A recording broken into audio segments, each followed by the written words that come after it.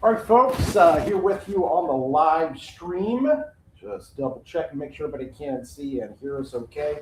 And we will see the weather coverage as we've got an intense line of storms moving into probably southern portions of Ford County, Iroquois County, now moving into northeastern corner of Champaign and then northern Vermilion County as well. Mainly a wind damage threat, maybe some hail associated with this as well. So as more and more of you kind of jump in here, let us know if you can see and hear us okay. And that, sorry about that, folks. Throw the microphone on there. Here's Michael always helping me out, always telling me, I got your microphone in your pocket, bud. All right, here we go. We're back on here with you live once again. Hopefully you can see and hear us okay now that I'm wearing the microphone. We are tracking some of that severe weather for you here at this time. And again, let us know what you're seeing possibly in your area. Let us also know where you are tuned in from here this afternoon as we track it's a little thin line, but it is quite intense when it does move through, and you're looking at it there. So there is the view with Gibson City, and you can see we've been watching kind of up that way because we have had the storms already kind of packing a punch in terms of the severe weather threat here with that damaging winds and a little bit of hail. Boy, I got to tell you, some of those areas up to the north, they got hit hard in the Chicagoland area, northern Indiana. And man, they had some 90 to 100 mile an hour winds. Now, we're not seeing that with this, but I got to tell you, they're in Paxton. You're probably getting a pretty good little storm there. And that runs from Paxton all the way over to just north of Rankin. You can see a little hail core there, Wellington. So severe thunderstorm warning there. So you've got Prairie Green, you got Wellington, Fountain Creek, Goodwine, moving into Rankin, Clarence, over the Paxton area right now. Just move through Loda, Elliott, and there's Gibson City. So that's the warning right now. The rest of us, just to show everybody, because the first question is always, what about my town? What about where I'm at? As you can see here, there's nothing in any other locations right now where the severe thunderstorm warnings are in effect. It is extreme southern Ford, Iroquois County, the northeastern corner of Champaign County, and then kind of the northern northeastern half of Vermilion County as that storm comes through. If you're getting any hail, let us know the size. The size of the hail is what is important to us, so we kind of know what these storms have. We can pass that information along to the National Weather Service. These storms are moving to the southeast. Here's a little bit of a movement on them. Get you a little bit of a path there as they move to the southeast. I'm going to look up what they're kind of warning this for. It looks like 60 mile an hour winds and quarter size hail as that storm moves to the southeast at about 35 miles an hour. So what we can do is come over here and we can basically just draw it out. And we're just going to say, all right on the leading edge of our storm complex here. And we bring this down to the southeast at about 35 or so miles an hour. And these are the times of arrival. If you're watching us there, Ludlow, it's going to be on top of you here in just a few minutes.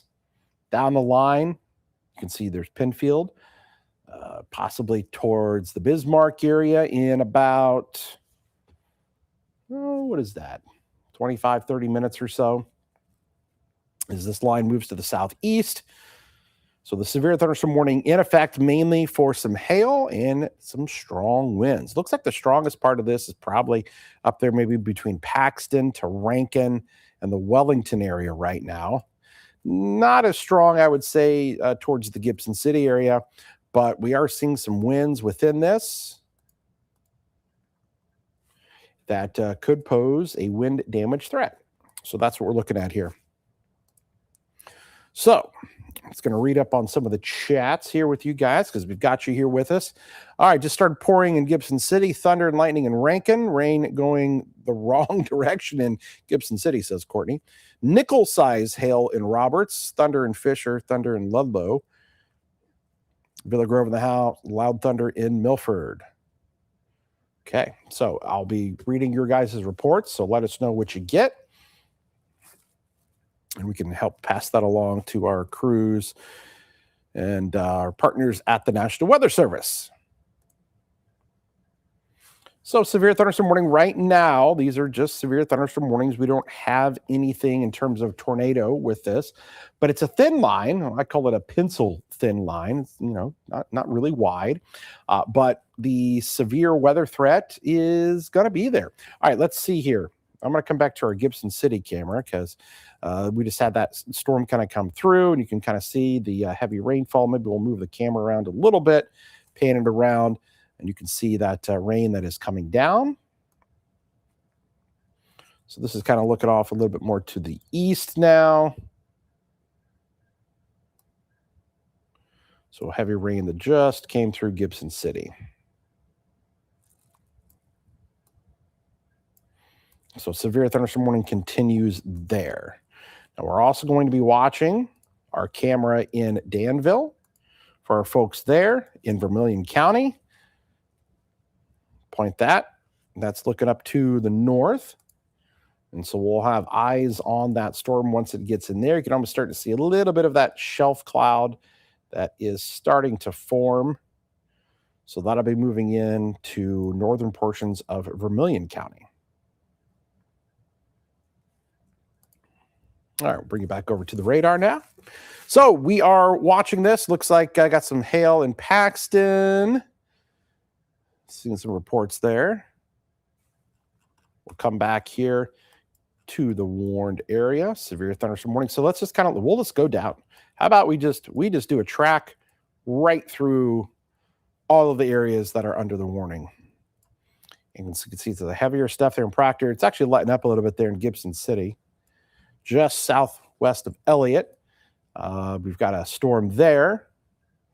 And again, that's going to run right along Highway 9. And then you get over here to Highway 9, and you get there between Elliott and Paxton, a little bit more of a hail core that's showing up there along Highway 115. So Paxton, just reporting some of that hail. You folks kind of telling us about that.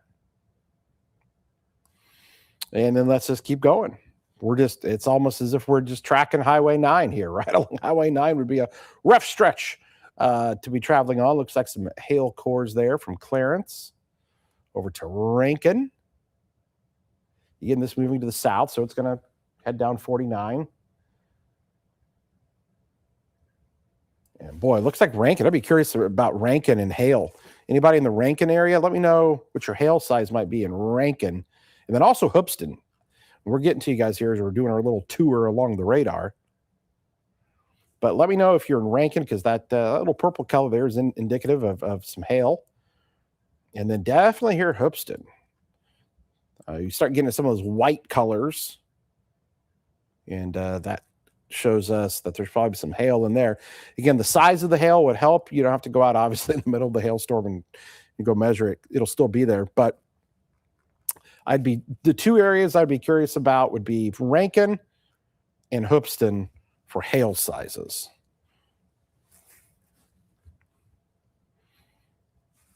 So probably the wind's picking up there. Rankin, Hoopeston. Rankin and Hoopeston, you probably got some good wind and some of that hail that's just coming into town now. So a nice hail core there. Buckley had pea-size hail. Pea-size in Hoopeston so far. Hail bigger than a marble in Roberts. Hail in Buckley. Can I just tell you guys something about using the term marble-size hail? So this is kind of, we hear marble-size hail a lot. The problem with saying marble-size hail is we can't get a good gauge of that. If you've ever had marbles, right, they come in different sizes.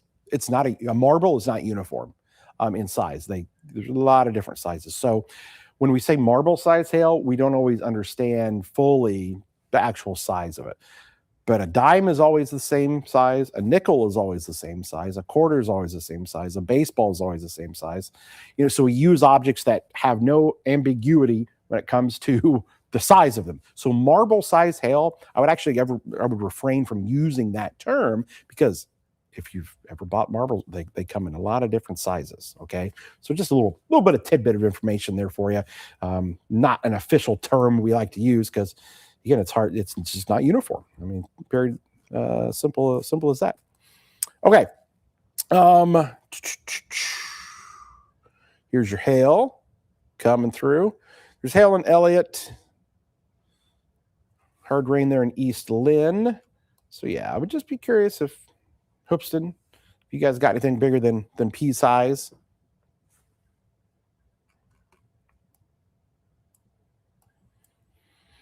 So this is going to be coming towards the Middle Fork Forest Preserve, coming there. Rossville, you guys may be next with this.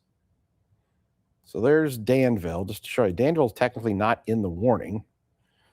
Bismarck, you are. Rossville, you are. Potomac, you are. Penfield. Collison, you're right on the edge.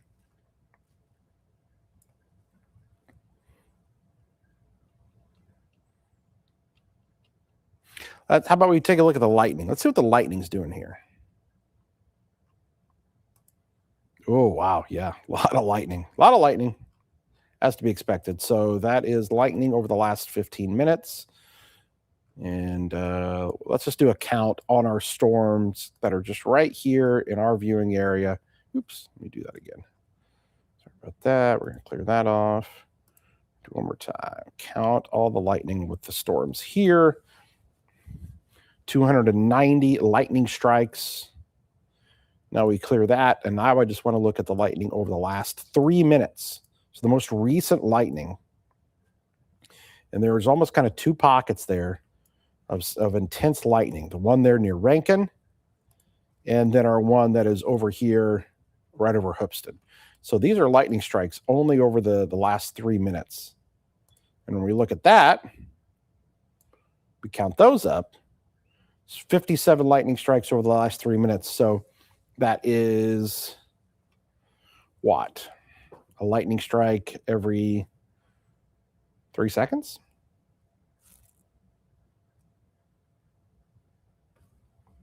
So we're watching that carefully.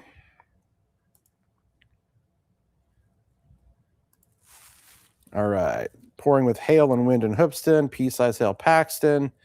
Pea-size hail Hoopeston. So far, yeah, there's Renee. Said lightning about every 2 seconds. So yeah, every two or 3 seconds there is what we're kind of looking at with that that lightning count.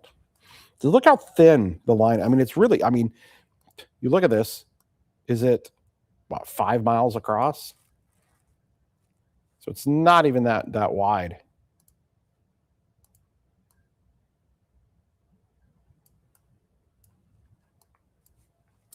East Lynn, Hoopeston to Cheneyville. So there's Rossville. You're probably next, right along Route 1.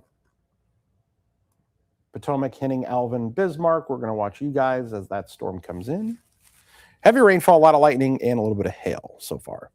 As I look at it, I'm just going to peer into the winds.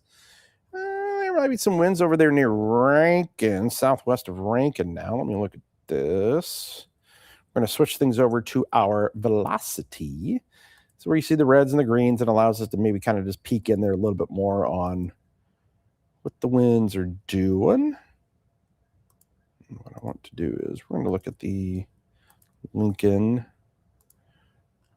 radar. So this was that, see that, those little pixels right there, brighter, almost kind of like pink color there, showing maybe some stronger winds there.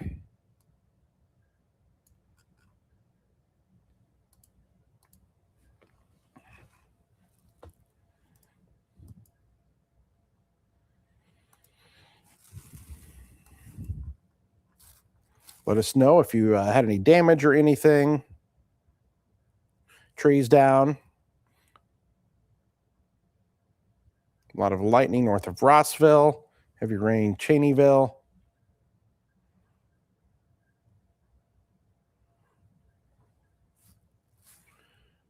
All right, so yeah, Rantoul, you're technically not in the warning. You're going to get that storm on you here in just a bit.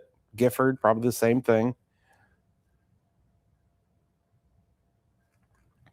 When I look at it, it does look like maybe the strongest part of the storm is just a little bit here, more over here, right? See those purple colors?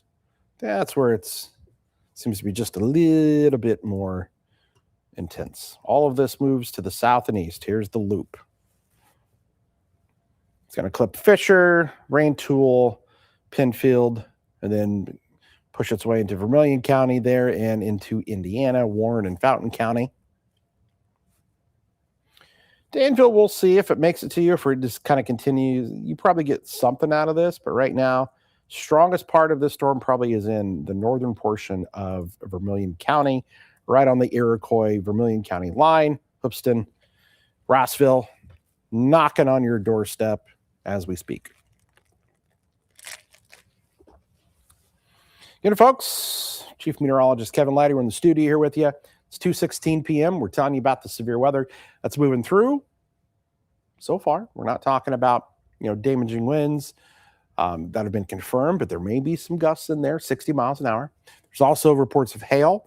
I've not heard a quarter-size hail report yet, which is good, but let us know if you get anything. We've got some of you that are watching on our live stream. We're streaming on Facebook, on X, on the WCA3 News Facebook pages, my Facebook page, Jacob's Facebook page, and on the WCA3 Weather app. You can find us on there as well. You can scroll down to the bottom of the app, and you'll see live, and you can watch it on there. So just always the heads up on where you can find us.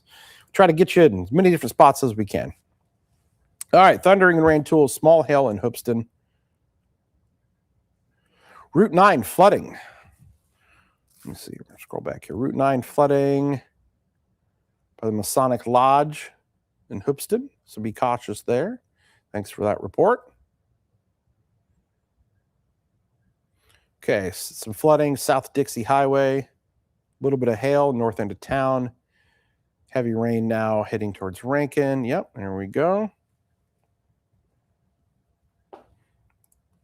I'm not seeing anything in terms of rotation on any of these storms. Nothing has me going, whoa, look out for a tornado. I don't have that concern right now. This is really heavy rainfall, maybe some winds there. There's a little pocket there of some winds, maybe southeast of Rankin now. So that may be heading close to between Potomac and Rossville.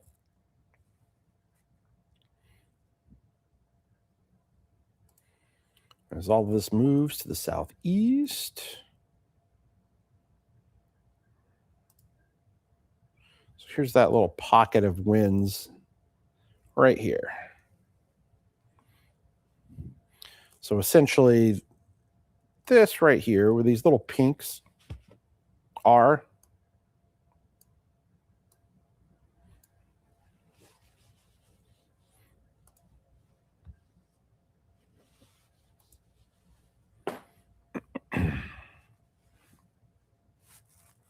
that's where we may have some of those stronger winds in there. And then that may kind of dive to the southeast. So here's what I mean is maybe this goes kind of that way. So between Rossville, Potomac, Henning, if that is kind of the heaviest pocket of winds, that's where you might have, some 60 mile an hour winds in there. So we'll have to watch that. And that could kind of move a little bit. Maybe that heads a little bit more towards Rossville. We'll just have to kind of watch that on the next scan.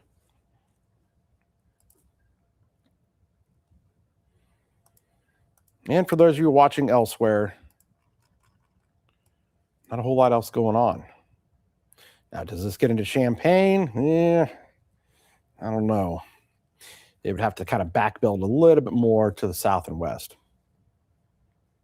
What we can do is look at our camera in Danville as we peer off to the north, and you can start to see a little bit of that shelf cloud. Leading edge of that thunderstorm complex, that's moving into northern Vermilion County that we are witnessing right now.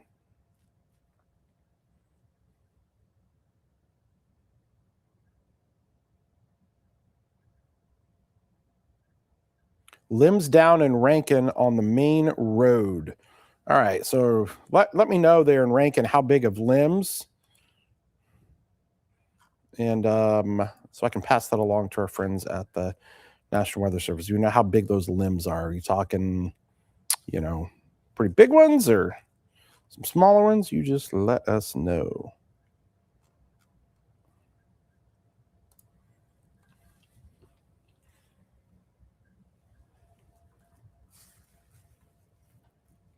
All right, there's the view in Danville. Again, you're going to see that shelf cloud. If you're in Danville and you want to see that shelf cloud, you could peek out there and look to your north and see that kind of coming in.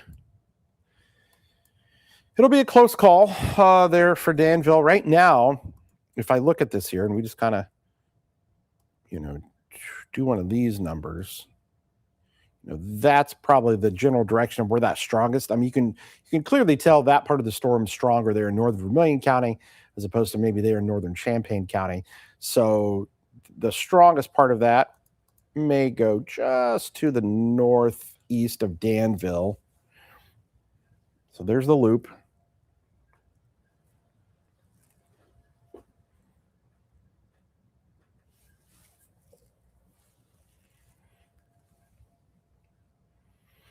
So you're going to have, some winds on the leading edge of that start to come. Yeah, those winds still look pretty good there, just northwest of Rossville. I think Rossville, you might get some of these winds. So let me know if you're watching in Rossville. I think that's going to start to pick up here.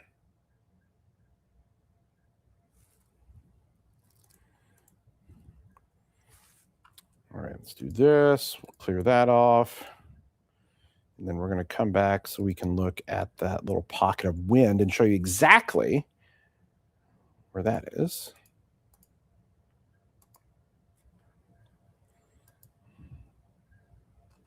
It's right there. It just kind of stands out. It's right there.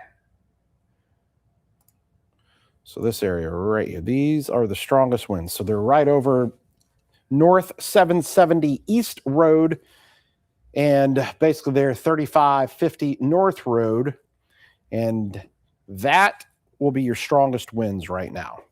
So south of East Lynn, but that is kind of sliding southeast, so that may put it there on the west side of Rossville here before too long.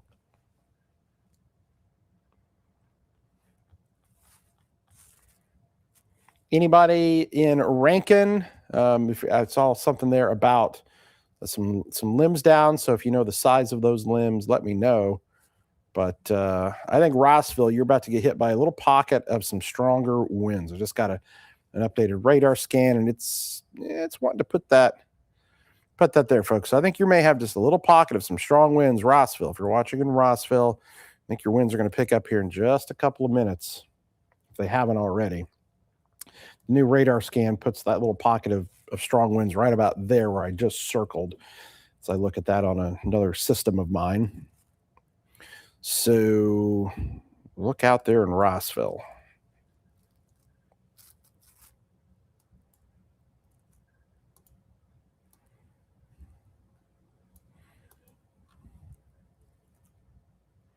Rantoul, storm gear ready to come in there. Gifford, it's going to run right along 136. The strongest part of our storm looks to be just northwest of Rossville right now.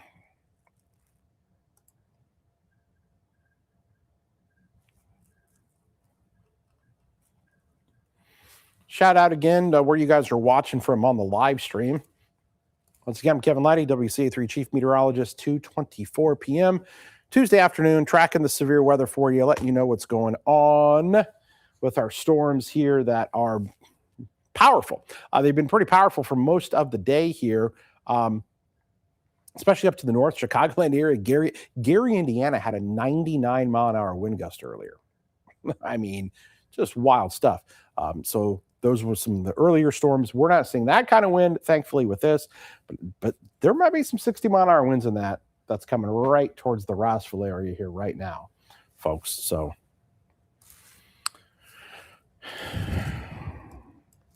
watching that.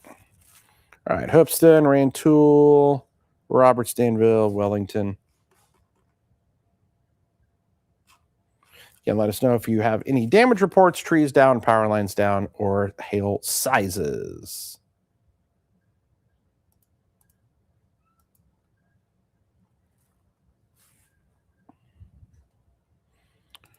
Bring you back over here to the reflectivity. So there's our storm. So just kind of clipping northeastern Champaign County. So that is the updated radar scan there. So there's Dewey to Rantoul. Couple minutes, it'll be on you. Same in Gifford, right along 136. But the strongest storm with the strongest winds is coming into Rossville as we speak. And then, yeah, look at that hail core. That's over into Indiana now. So I would say the most concerning thing is going to be this storm right here over Rossville when it comes to the wind threat.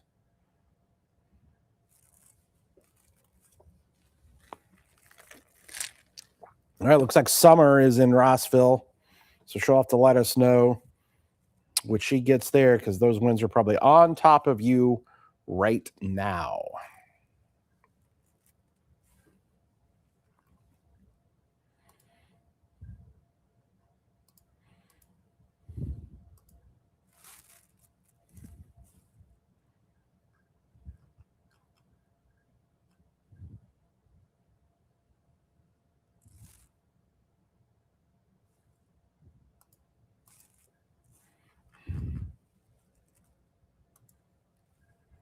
Severe thunderstorm warning continues there for northern Vermilion County. Let's come back here. We'll take a look at our camera view.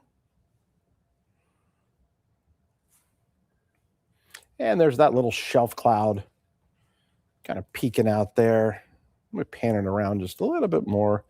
Maybe we'll look a little bit more northeast. Of course, the building is in our way there, but you can see that that's the long line that stretches just all along that area in northern Vermilion County. As we pan it across, looking to the northeast and now to the north.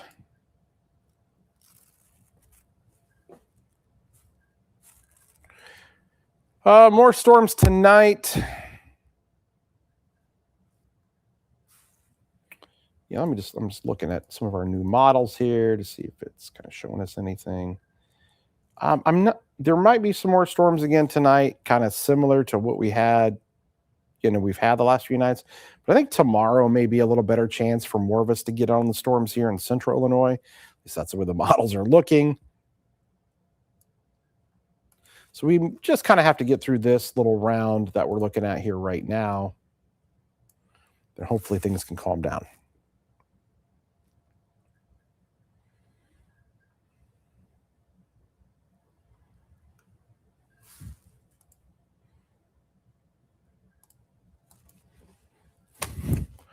Come back over to the radar here just to show everybody else what's going on.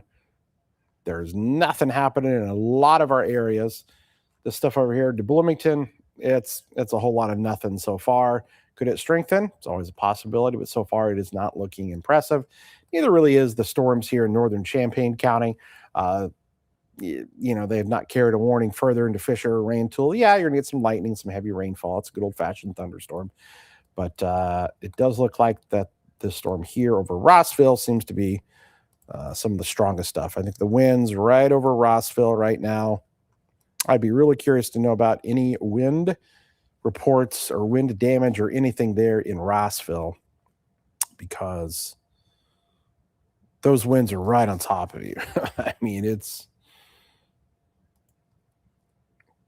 there are strong winds making it to the surface there, if they would,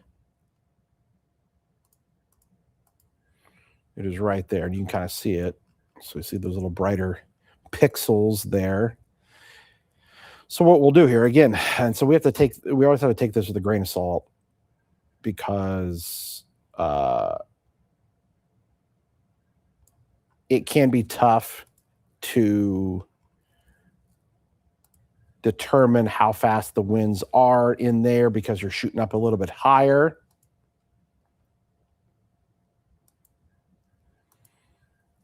Severe thunderstorm warning continues here until 3 o'clock.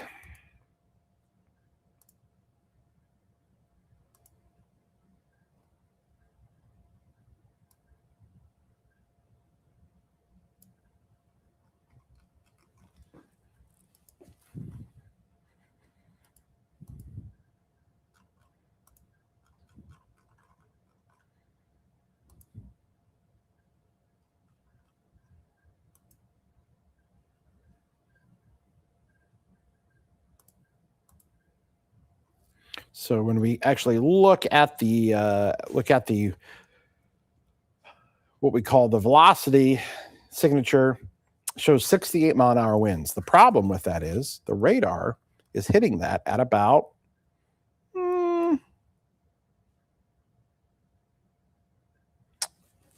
8,000 feet up.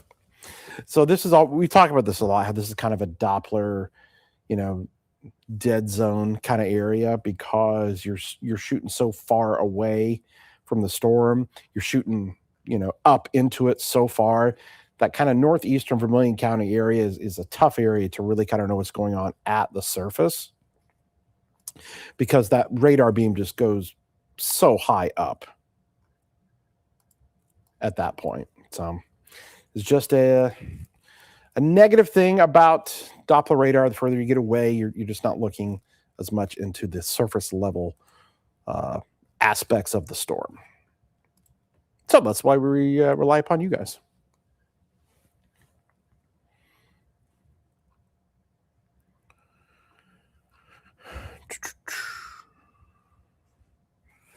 I heard half of a word from Jacob.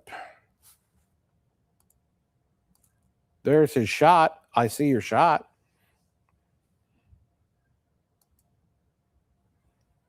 There he is.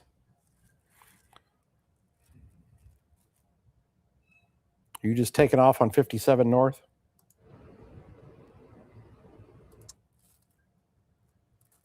Actually, are you able to hear me now, Kevin, first off? See if I can hear him. Hold on here. Let's see. Jacob, oh. Kevin, can you hear me? Whoop. Sound like a foghorn there. Yeah, I'm actually going west in 74. I just didn't think it was. I didn't think it was prudent to go east to Indiana. And interesting enough, we're down to 79 here. I was on the North Prospect, kind of sitting and watching if I wanted to go. So heading west instead. But the outflow boundary kicked it through, and you could feel that nice, cool breeze. And so that boundary now is between 74 and 72, kind of draped over Mahomet. And I'm just curious if one of those storms that's out there by Bloomington happens to ride along that boundary, what happens? I got nothing better to do on a Tuesday afternoon than spend time looking at the sky with you, Kevin. So that's kind of the motivation here. There probably is some wind. I did get some hail reports from Ford County. Paxton had pea-size hail. Roberts had quarter-size hail. And some of the photos that I saw, most of the stuff looked pretty elevated. So in the off chance that something does come, I think it's a pretty slim chance at this point. But in the off chance, I'm heading west just to see what happens. And I've got to figure out what restaurant I'm going to go to if I'm going this way, Kevin. Any ideas?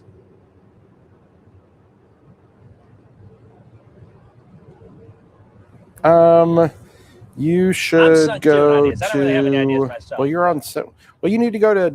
If you're just going to keep driving west, I don't know how far west you're going to go on 74 there, but you can't go wrong with Farmer City Dewey's Drive-In over there. You can't go wrong with that.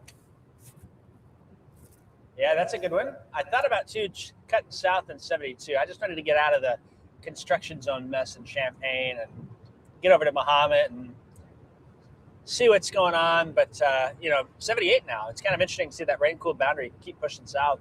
There's kind of this narrow little strip where things kind of want to line up right along that boundary. And so, I think the window of opportunity is small, but it's not zero. So, again, I'll either be taking a nap at home, getting ready for the morning show tomorrow, or driving out west. And obviously, I've chosen the latter over the former. Well, I think it was interesting yesterday with some of the storms. You looked at them on radar. I can't remember. Maybe that was Sunday. My days are mixed up. Some of the storms on radar didn't look that impressive, but suddenly they were, putting down tornadoes and stuff. So it was kind of an interesting thing there. So I don't know. You just never know around here. You just never know. And I think, Kevin, too, based on what's happened in Chicago, we'll have to get the official surveys, but it seems very likely that we broke 200 tornadoes in the state of Illinois with that big windstorm that swept through Chicago up there. And even just, we were at 198, I think it was. We only had to get 2 tornadoes. there's 650,000 customers out of power up in Northeast Illinois and Northern Indiana. That was an incredible amount of damage from straight line winds. Gary, Indiana, was that still the top wind report you've seen? 99 mile an hour measured wind gust? Pretty lucky that those storms also 90, more south. 99 miles an hour. Kind of edged in on Gary, Indiana. It must be just a mess up there. So fortunately, these storms haven't been doing that. But I tell you, it is really interesting. It seems like the storms, as soon as they cross over into Indiana, have gotten stronger. There's got to be something with the lake boundary that's up there. Things kind of funnel in with the cool, dense air and get compacted in. Something to me always stands out. That Northwest Indiana corridor all year has been the hot zone for severe storms. I mean, it's been tornado outbreaks up there. It's been big windstorms. A couple of weeks ago, they just had 500,000 customers out of power. Now they've got 650,000 customers out of power. So I think there's some lake enhancement that's happening up there to help these storms push over the edge. They kind of get funneled around there through that bottleneck. And it's just been interesting to see it all play out there. And timing-wise, too, put this an hour or two earlier, and now suddenly the whole west side of Chicago is also dealing with the same effects, but it really ramped up right over the west side and swept through the south side there before hitting Northwest Indiana. So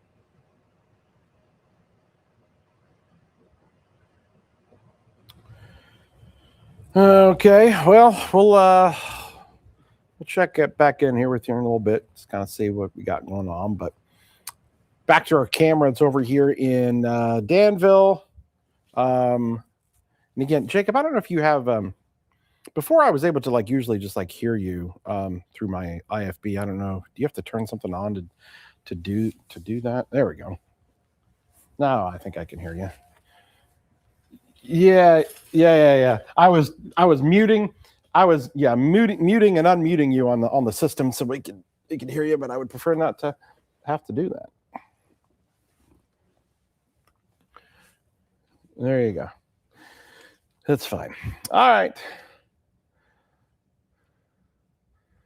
So there's the camera view from Danville, getting a little bit more structure to that little line, that little shelf cloud that's moving in. And it does look like that it will probably come into Danville now. It's extended back enough. It probably does clip Danville. But as I look at it, the strongest winds by far are now pushing into Indiana, now almost east of Alvin.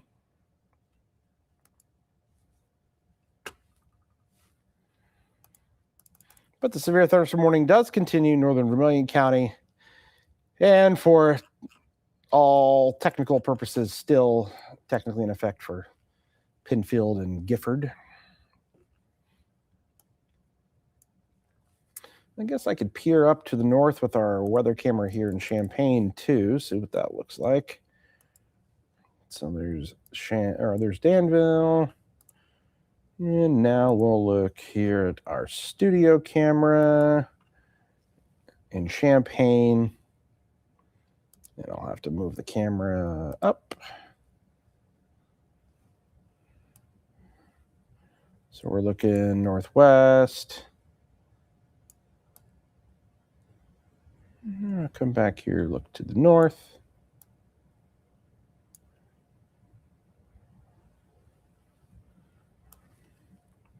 Yeah, not looking all that impressive.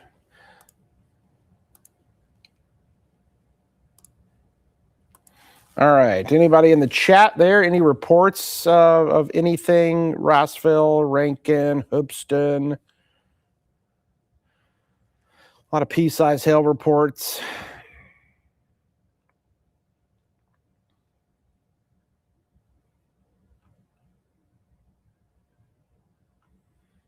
Sun just came out in Foosland, sprinkling.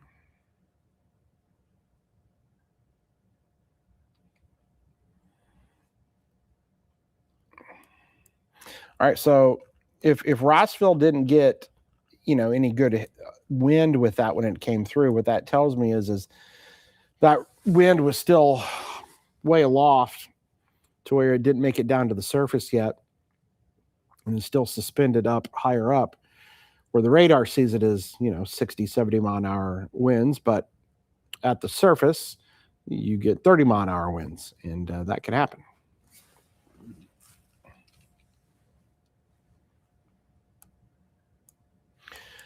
We'll keep an eye on those storms that are trying to get going there west of Hayworth, see if they want to try to do anything.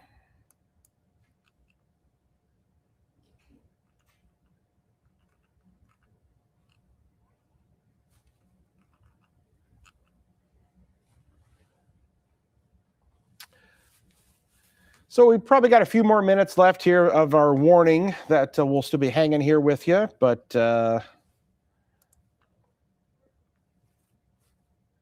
we'll see how this kind of plays out. We may have to go back on again if we get some other warnings. What may happen is once these storms kind of clear the warned area, we may just pause for a second. We may be jumping back on with these storms coming out of McLean County. We'll see if those do anything or not. But as you look at the big wide view, not a whole lot going on elsewhere. But Indiana's been the hard hit here today. More severe thunderstorm warnings ongoing over there.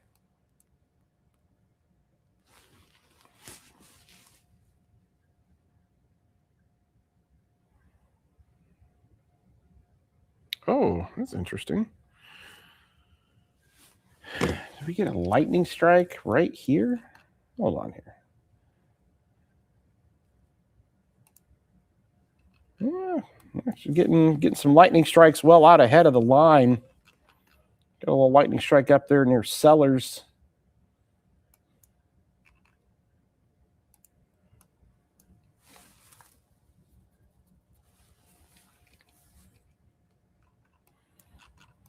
So when I look at this, I'm on radar, not seeing anything too intense now, really, in Vermilion County. Maybe still going pretty good there, just east of Alvin, but those stronger winds are pushing into Indiana. The stuff back to the west of that, not looking as impressive. Now we're just going to have to watch our stuff here into McLean County, and that's going to push into northwest DeWitt County. So we'll watch there from Wapella to Waynesville. Hayworth, you're next over there. Rutledge area.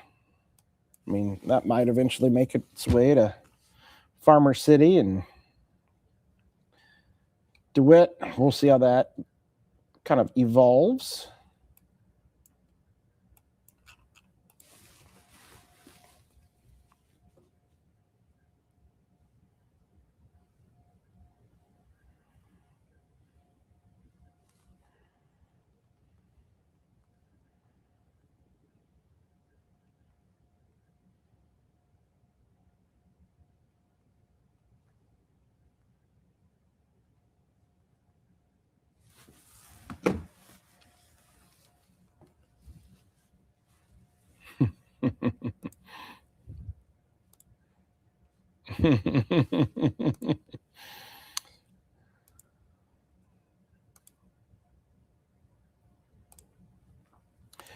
Yeah, so now we're looking at those storms there.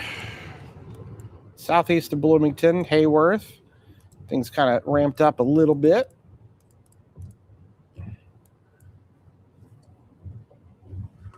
All right, Jacob, talk to us. Where are you at? Oh, I'm south of Mahomet, and I keep playing with my mind on what I want to do here. Because I got the river, and I'm trying to decide if I want to go up 74 or if I want to go west in 10, and I've been back and forth. I can't make my mind up. And I'm halfway between 10 and Yep. 74 right now, too, Yep. is the other problem. I know. So I'm just trying to get a bearing on radar. You got any thoughts on that? I think 10 is probably the smarter one. Keep south of it in case it. Oops. Yeah. Go more towards D-land and catch that. There's a nice little outflow boundary that actually just it got kicked off by these storms. That's probably actually just would have passed right over you in the last few minutes. I could see it here, and that's what I was looking in the sky. Because when I was leaving Champaign, it was just crossing the interstate. And yep. so I'm going to carry that down and watch this storm ride along that. Sometimes those outflow. Are we still on digital? Yep. We're Is still that right? streaming. Yep. We're still on. Okay. All right, cool. So then I'll get nerdy because I don't have to tell you these things. But people who might be interested, the reason we like these outflow boundaries is sometimes they can help to generate some localized wind shear, and they can help to strengthen storms. You don't necessarily have to go tornadic with them, but if you're struggling to get storms to fire thanks to a strong cap in place, like most of the area has, an outflow boundary can be a way to break that here. Upper level energy can be another way to break that. And sometimes you just get so darn hot, you break through it anyways here. But that's how I kind of planning this outflow boundary and following it here and seeing what it does. So I'll probably sneak on the interstate, get off at 10 and head on over to D-Land and watch there. And then I've got some plays to the south of it. I just got to watch the river is just the worst part. That's the stinker part here between Mahomet and Monticello, the Sangamon River. There's not many crossings. So just got to think about that too. And of course, I'm never going to get across Lake Clinton the way I want to either. It's Clinton Lake there. So yeah, that's kind a of my tough thought area. process. That cell is organizing a little more, and Yeah, no, looks it's like some wind maybe firing up there by Hayworth. So it's strengthened for sure. we'll see what comes from it. So I think Farmer City, D-Land, Weldon is kind of the direction it's heading, as opposed to Mahomet, Fisher, especially with that boundary placement being right over me. So we'll try and get in that direction here and have a report for you, Kevin. All right, sounds good. We are watching our storms here. Let's just kind of show you again, Vermilion County. This stuff here, strongest stuff's heading into Indiana. But when we look at the two storms now, this one back here is starting to look a little bit more impressive, right? Okay, as opposed to this one. Okay, so right here, this is the area. So we'll keep an eye on this here as it dives to the southeast. No warning on it yet, but you know, this area obviously has not had any storms yet. Actually, just got a little bit more of a hail core trying to get going over Hayworth.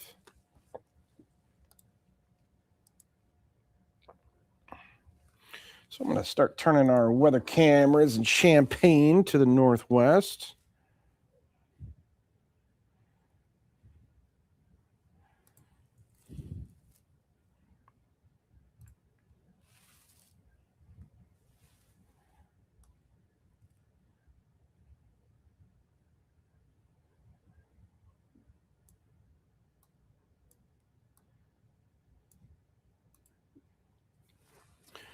All right, so we got our cameras in Champaign, kind of pointed to the northwest. We're going to do the same with our cameras here at the Memorial Stadium. Allow us to get a little view of the storm as it comes in.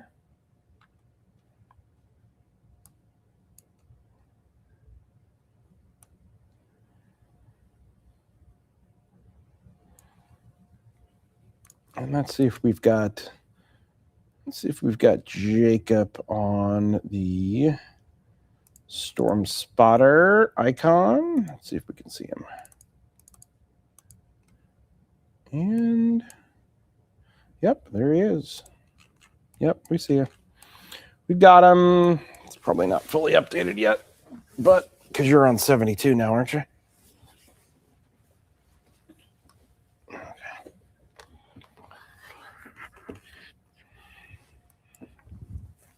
All right, I'm going to come back to the chat, see if you guys have any reports of anything.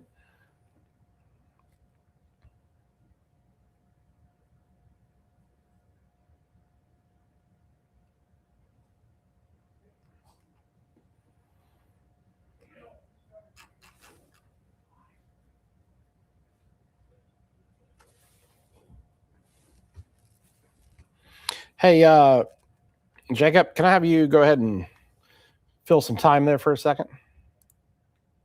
Sure, I can do that. All right, everyone. We are right now in just kind of watch mode here, keeping an eye on things. There's no weather alerts for the storms that are by Bloomington and Clinton. That's the storm that I'm targeting. So I'll be heading heading west, I should say, on Route 10. And then I will also, of course, mention there could be some wind still in northern Vermilion County. They still have that severe thunderstorm warning there. Right now, my plan is to play Route 10 west, and I'm going to be watching this outflow boundary. I can see it. In fact, if you look, the leading edge of that outflow boundary is right there in front of me here and kind of runs along Route 10. where the storm is going to be moving to the. It looks like we just got a severe thunderstorm warning for Piatt, DeWitt, and McLean County. And yeah, I can hear you. Sure.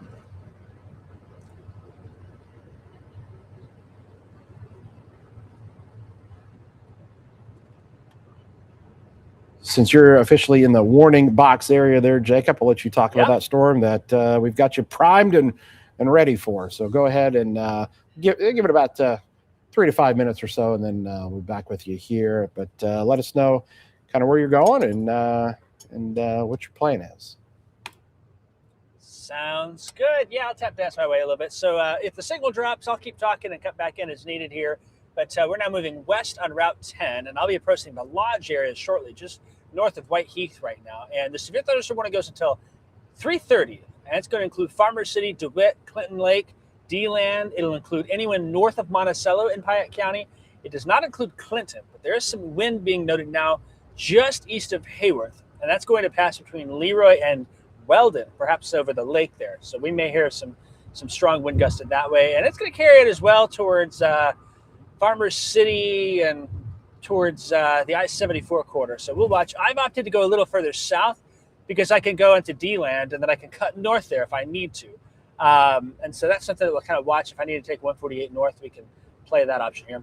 This warning is for wind, not a hail concern. Storms earlier did have a hail threat. With them, we had some quarter-sized hail in Roberts, some pea-sized hail in Paxton, some small hail reports also across far southern Iroquois and northern Vermilion counties. And then there's been perhaps some wind over there, but I like the way this storm looks better for wind potential here, especially that blob that's there coming out of Hayworth. There's probably some tropical downpours and some intense lightning.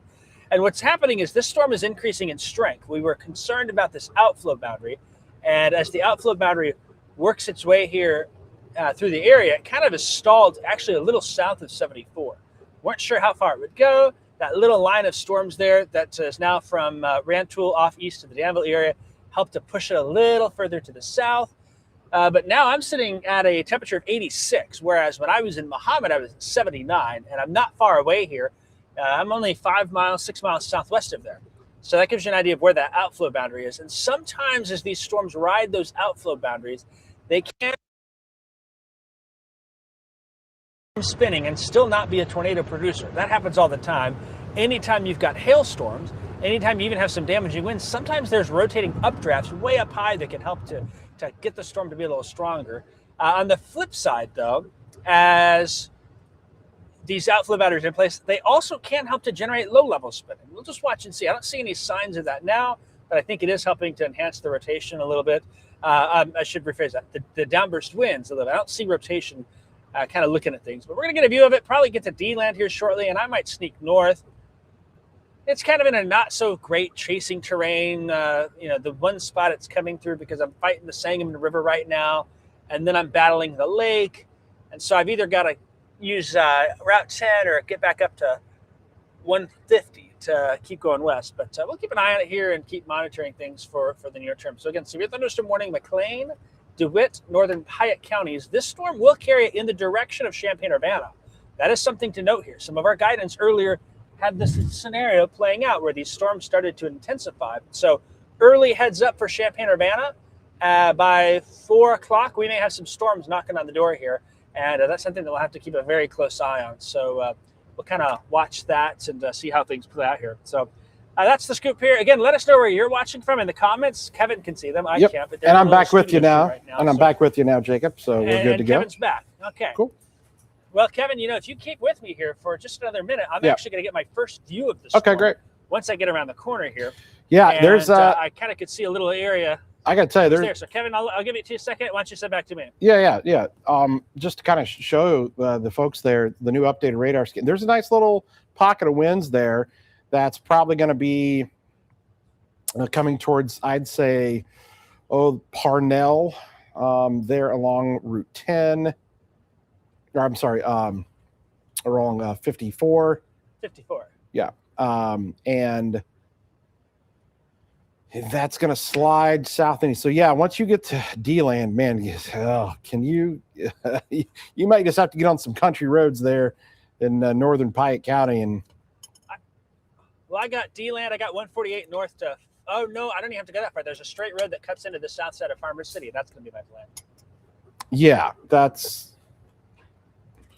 Yeah, So I'll scoot up there, but I turn the corner here and I'll see. And just let me know too. Is my mic still hot?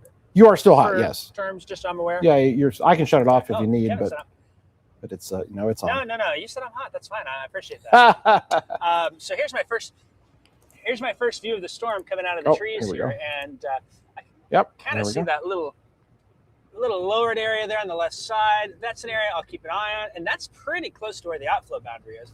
And then as I zoom back more here to the right, that area of heavy rain is where the wind is going to be. And I want to be in a position where I can see all of that, not necessarily get sucked to the north there, because just want to monitor that there. I'm far enough away, I can't make out a lot, but I'm close enough where I can tell it's something to keep an eye on here. So D-Land is going to give me a good spot to be that here, but certainly that wind kind of really picking up, Kevin, and that may pass Farmer City just south and then a few miles north of D-Land there. I bet if there's any boaters enjoying a summer day on the lake, they're going to be getting in on that fairly quick here. So I'm about a mile or two away from D-Land, and I'll be taking north a little bit to watch things, Kevin, and we'll have more reports for you here with the severe thunderstorm warning coming up soon.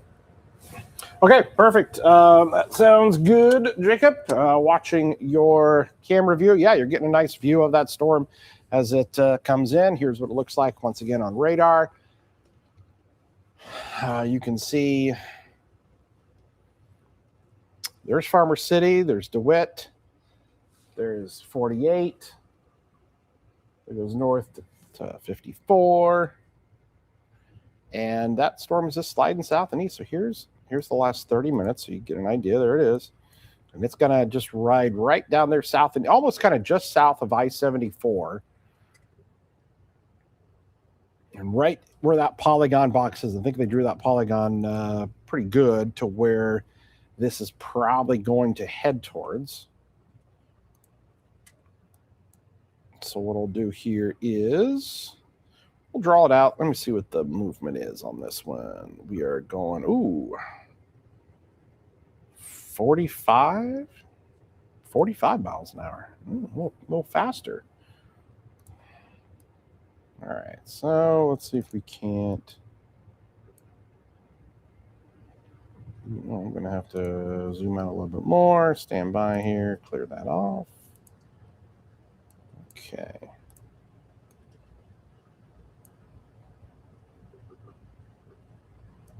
We're going to do that.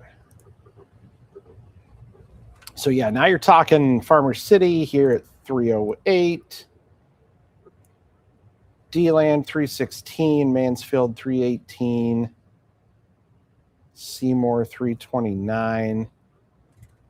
Maybe it gets to Champaign 339, about 40 minutes or so.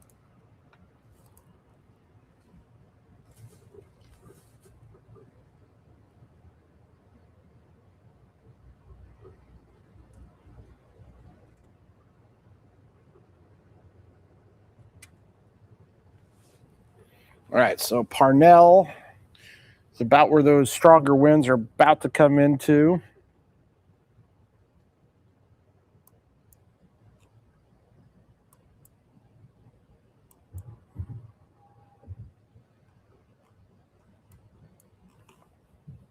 So Farmer City, be paying attention there, just southwest of you, long 54. We'll watch D-Land to Mansfield area. Between Parnell, D-Land, Mansfield, that'll be kind of the area where the strongest winds are. We'll see if this thing's trying to do anything else, but so far so good. And just to kind of peek back at Vermilion County again, look how much calmer things are. Danville, yeah, you've got a storm coming in, but so far nothing that is actually, there's not even a warning in effect anymore for you guys, so it doesn't look too bad over there. So by far the strongest storm now was the one that we've got Jacob on and tracking into eastern DeWitt and northern Piatt County.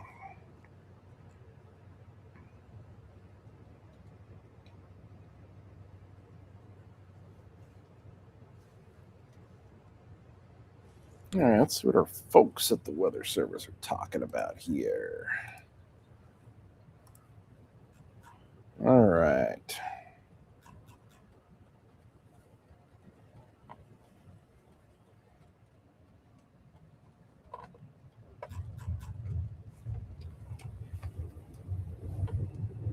Let's see if our cameras in Champaign are picking up on anything yet.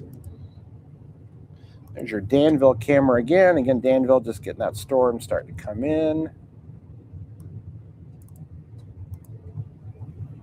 Then here's our camera in Champaign.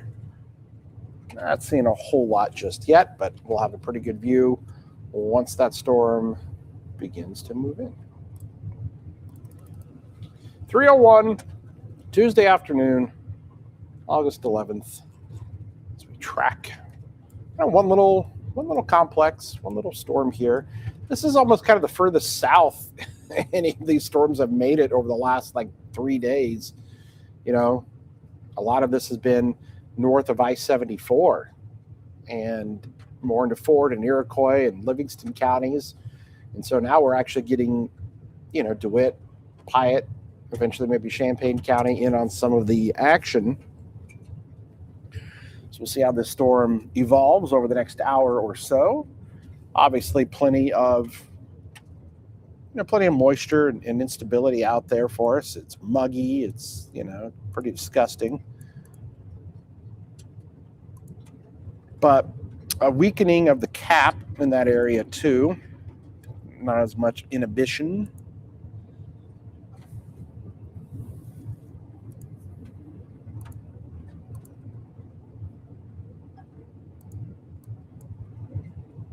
I mean, there's some 4,000. What do we got here? Like 4,000 Cape.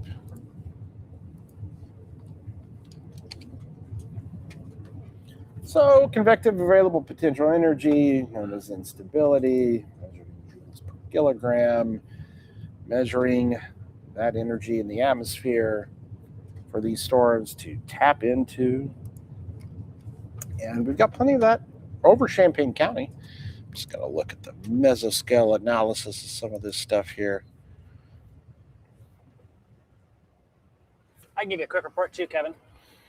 Yeah, great view of it. Okay, let's go back to Jacob here, and I'm just looking at something real quick. 55, 5,000. Yeah, interesting. An interesting boundary that's right there. All right, let's pull this camera up. All right, there's the view of the storm. What do we got? Ooh, pretty. Yeah, it's a really nice looking storm. It kind of looks a little green in there to me. If you kind of see that a little bit, there's some slight blue-green hues in there. And it looks to me like it's maybe pushing more southeast. And I can really see that as I zoom into the rain curtains here. Some of that wind coming down, going from right to left there. So I'm probably going to back down to Route 10 in a minute. The other thing is I got to play the game of trying to find bean fields because the cornfield's blocked in this time of year. But we'll take a pan to the north here, and then that's going to be what's coming in. So kind of the leading part of the wind might be coming in just north of D-Land, south of Farmer City there. But well, it also just, you should look at the radar. It just kind of grew an arm. It just grew an arm that stretches all the way from Farmer City to Mansfield. It's kind of interesting. Literally like one scan, and it grew this arm out. It's just... Well, okay, that's this up here. Take a look at this, Kevin. Yeah. That's the storm that's up there now, about north of my location. And I don't want to say, well, let's see here. That might be where the boundary is. And it's trying to, if we get the surge of wind on the south side here, could we have to watch for something a little further north instead of on the south side, trying to get wrapped up in the rain there? That may be something that sticks out to me. I don't see anything imminent now, but, I think those storms are firing along the boundary. Maybe I need to start keeping an eye up there with the south push and some storms in there. I mean, that's a pretty impressive view right there. No, looking at that, it's a great view. So, no, that's a great view right there of that. Seeing some of the structure to that little lower base that's there, and still those stronger winds are just barely to your northwest. But yeah, that little area that's kind of grew an arm there. So it'll be interesting if this thing can try to pinwheel around a little bit. Bring some of that kind of RFD stuff down on the backside, and we'll see. there's some motion in there. I'm actually pretty impressed looking at that. It's moving fairly quick, so I Yeah. don't have a whole lot of time to dilly-dally. Like I say, But, it grew really quick. Like it was like 2 radar scans, and all of a sudden,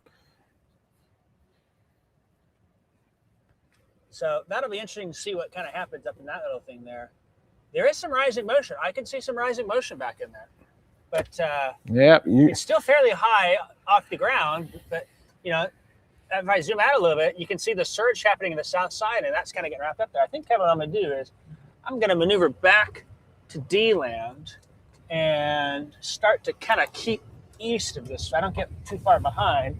If I need to, I'm looking north out my left window. I can stop and get the camera out real quick, but very interesting to see. I'm fairly impressed with this right now, Kevin. yeah. No, it's kind of escalating a little bit, and if anything, we're going to get some wind out of it. I think into the Champaign-Urbana area on its current trajectory. Okay, so tracking our storm here, moving through DeWitt County right now. Going to be heading into northwestern Piatt County. Again, Jacob is on the storm there in Piatt County for right now. And here, let's go ahead and pull him back in. And we'll show his location. So that was his view there. So if you guys are curious as to what he was looking at, so he was looking at that storm there to the north and then to the west. So we thought the winds were more here. This was that little area. I said, well, that thing just kind of grew, right? And so that's now Farmer City stretching all the way to Mansfield. But we're going to watch this area here as that starts to come into northwestern portions of Piatt County. So severe thunderstorm warning there does continue. It butts right up to Champaign County. Technically, Champaign County not in a warning yet, but we'll have to watch there. Mahomet, Seymour. We'll see if this gets extended at all and into Champaign or not. But it also all depends on some of the reports that maybe start to come in. Like, do we get anything? Do we see anything? Do we get any damage? Do we get any winds in there? So that's something that the Weather Service obviously is looking at. And but we've got the nice thing is that once again we're on it, and we're going to be able to see if anything comes out of this and what we've got. Kevin, you want to give me 3 seconds? Go ahead, you're on. Ooh, look at that! There it is. You can see it's. Ooh, look at that lightning! And there's quite a bit of motion. There's quite a bit of motion right in there. So I'm going to lock this camera in place and keep going east here. But I can see it. The southern edge of it is surging out ahead of it, and sometimes that can help it to kind of wrap up in there a little bit, Kevin. So, to be able to see a view of this, if I keep going east here and hop on Route 10 by Lodge, that might give me a spot to look at it back by Seymour. But that stands out to me as something interesting to see there, Kevin. Yeah, it might have some winds in there, and yeah, an interesting structure to the storm. I think that's the surge of the winds. It's almost even like that area. I don't want to say it's like bowing out, but like you can almost kind of see it kind of, the cylindrical kind of, circle shape there of that. And there's the tall corn that is impeding our views these days. Yeah. And then you had a road, and then there's the more tall corn. And then of course all of the wind turbines there in that area. But yeah, it looks like the wind turbines aren't moving. Maybe they turned them off as a result of the storms coming through. A couple of them are slowly. Yeah, they're here we go. We got another Beanfield look here. Oh, here we go. There's gonna be some wind in there coming this way. And yeah. I'm just curious as it surges out, what the next couple of radar images are gonna look like here. But it's good to have eyes on this. It's right on the outflow boundary. As I pan it a little bit there's that little arm sticking out that has the heavy rain that you were looking at. So we'll kind of keep our eyes on it and just keep sneaking east here. And eventually I'm going to make my way back down to 10, so I may not get another good view of it until I'm in Seymour because of the river coming up. But we'll keep you updated. Yep. Good view there, looking across the Beanfield. And all right, so here's what it looks like on radar again, folks. So we'll come back to that. So there's Jacob in his position.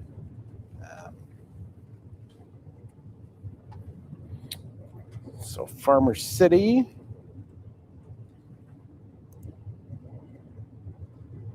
All right. Just reading some of your lightning. Lightning in Farmer City is unreal. The sky is green in Farmer City.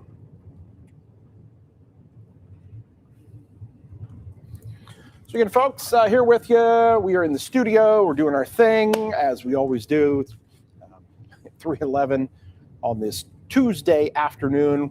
Farmer City, Mansfield, we're watching you. We're watching over here, northwest of Whiteheath. Severe thunderstorm warning continues. Really intense storm here.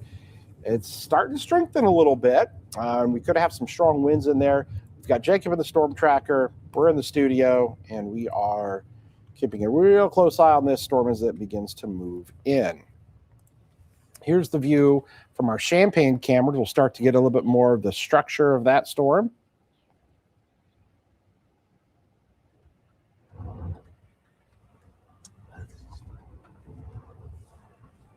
Oh, crap.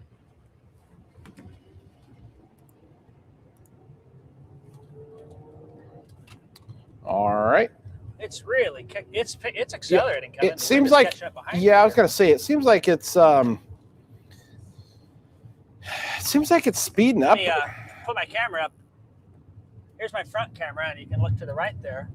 I got to zoom to Route 10 to get east because I can see the rain curves really accelerating. Yeah, that thing is catching you, man. That thing is catching up. Yeah, that's right on top of you. You can see that thing.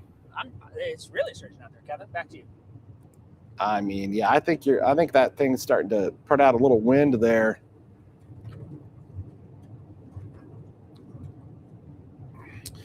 So Lodge and Whiteheath,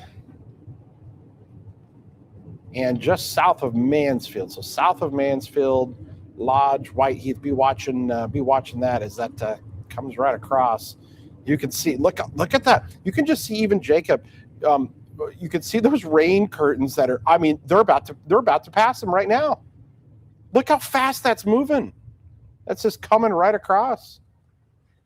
Wow, there's some strong winds right there, Jacob. I'm telling you, there's some strong winds right.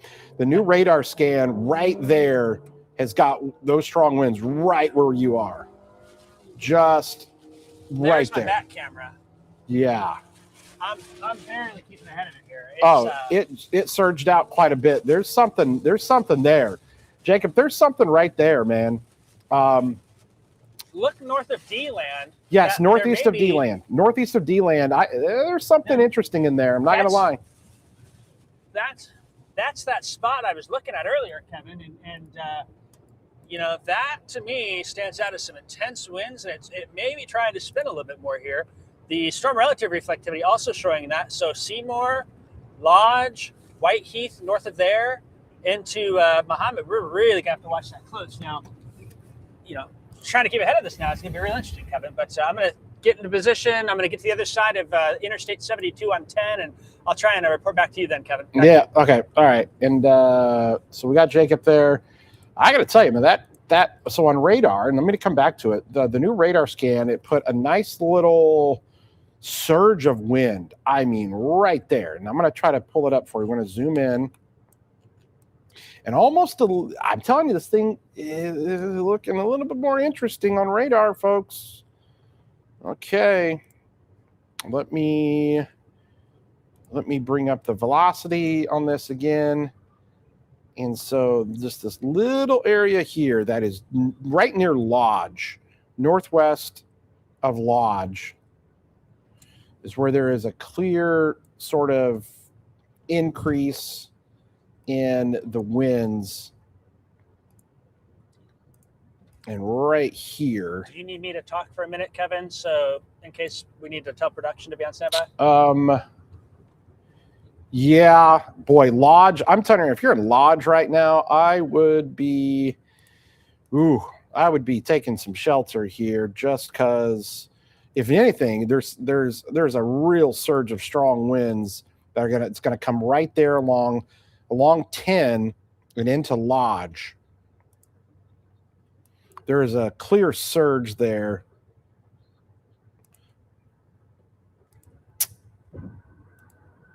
And just a little increase in quite a bit of an increase in the wind.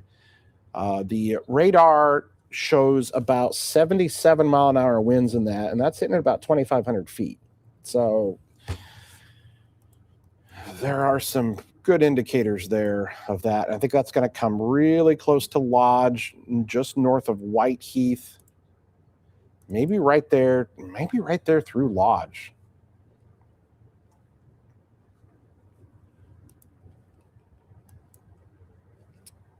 Strong storm with some really intense winds. Isolated. It is a small area, but if that thing is dropping some winds there, it's doing so over some farm fields there in northwestern Piatt County, east of D-Land and right there near Lodge. So here's what I was talking about. If you see this on the radar here, it's right here. And look how small this area is, but fairly strong little indicator of those winds, and that's going to be over 10 and 72 here in the next few minutes or so. Let's see what we got with Jacob. So there's Jacob. Yeah, he's in that tough area that's over there. A lot of trees when you get right there near the river, and a little bit more difficult to see stuff. But I think we just got a new super thunderstorm warning. Yes. They did put 70 mile per hour winds and tornado possible. Okay. So now we've got Piatt and Champaign County severe thunderstorm warning. So your phones probably going to be going off here any second if they haven't already. Hey, Michael, just be on standby in there potentially if we have to cut in here. So just let everybody know, just be on standby. So we are doing our coverage here on our streaming platforms as we've been doing here over the last hour or so. But definitely an intensification of this storm, and this thing's coming right in to Champaign County now. There is the warning, so it includes Champaign, it's Tolono, it's Seymour. I mean, it's technically Mahomet there. Strongest part of the wind is right on Highway 10, right over Lodge. Strongest part of this is right over Lodge on the updated radar scan. It puts those strong winds. Kevin, I can give you a report for a minute here. All right. I got Jake. Oh, okay. Yep. I got Jacob real quick. Jacob there. Go ahead. Wow. It is dark. Goodness. Jacob, are you there? Kevin, you hear me? Yeah, go ahead. Yeah, I'm here. Sorry, my weather call went off. Yeah. My weather call was going on. Yeah, actually. There is something right back there that catches my attention, but I'm still too close to the trees, but wanted to look. That's that area where it's wrapped up, that the velocity looked interesting. And then you can see here this surging of wind that's coming on the south side here. There is quite a bit of motion. Or you're black. You're black. Behind it, I can see clouds moving left. Your camera's black. Give me a second here. Yep. There we go. Go back to you. Okay, there we go. To the left there's some motion that's, I'm not in a good spot here right now, Kevin. I need to keep moving, but there is certainly, I think there's some rotation in there, Kevin, higher up in the clouds. Okay. I don't like what I'm seeing. I'm going to be moving east, but boy, that really stands out to me as some rotation there west of 72 and 10. That is a strong looking storm. I'm telling you right now, that is intense. It's got some really strong winds in there. Now coming into Whiteheath, northeast of Monticello, but also starting to ramp up a little bit there, folks. So severe thunderstorm warning does continue here. You've got, this thing is, it is really starting to even pick up speed.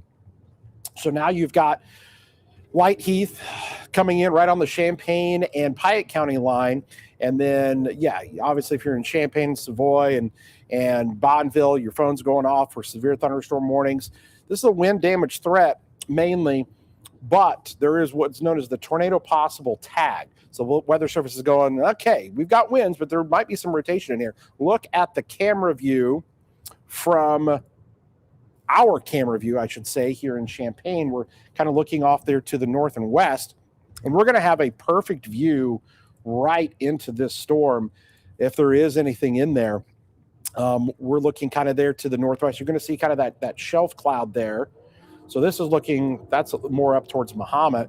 But let's just kind of peer this thing straight west where some of those stronger winds are. And you can see here, notice, when you look there, you can see the kind of the rain shaft there. And so this will start to come into even clearer picture for us as it moves our way. So if you're watching here in parts of western Champaign County, be on the lookout. This is a strong storm. It has intensified quite a bit just in the last couple of minutes. I think there are some really strong winds there that just moved through Lodge and the Whiteheath area.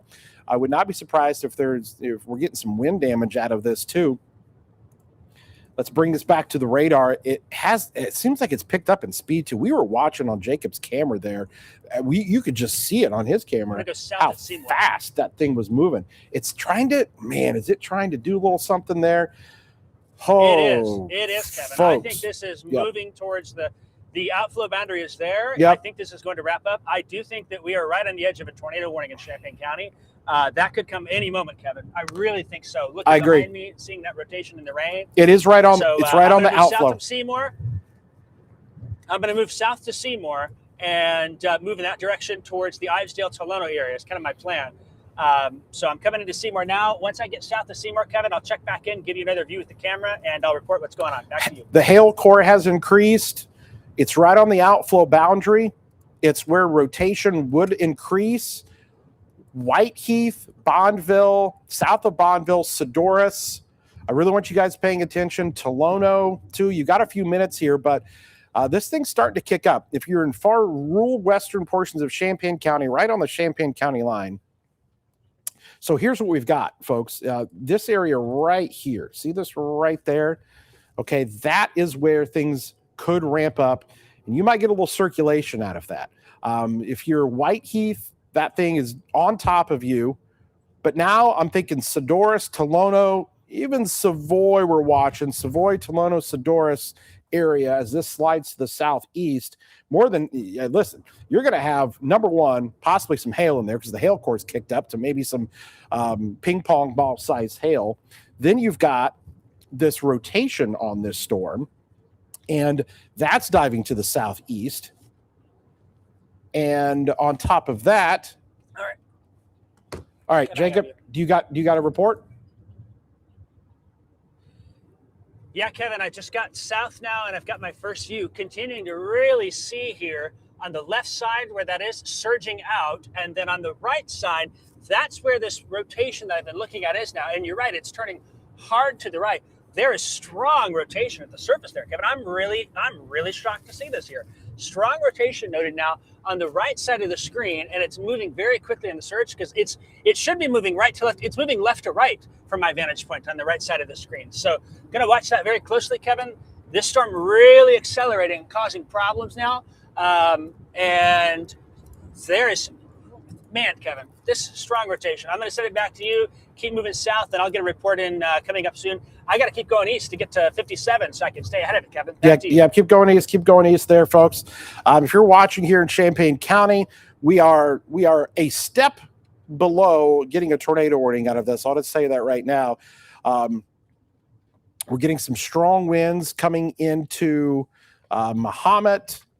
We're getting some, kind of the northern edge of this, but by far the strongest is Whiteheath, and now on the Champaign Piatt County line, Savoy, Tolono, south of Bonneville.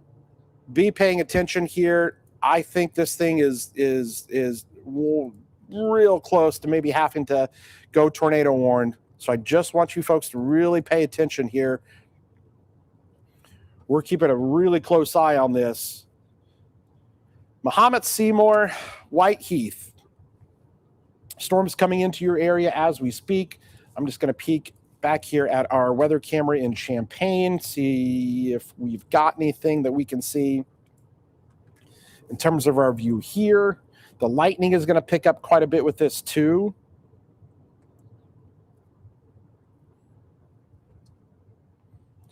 So really strong storm, Champaign County, severe thunderstorm warning, really intense cell, folks. I got to tell you,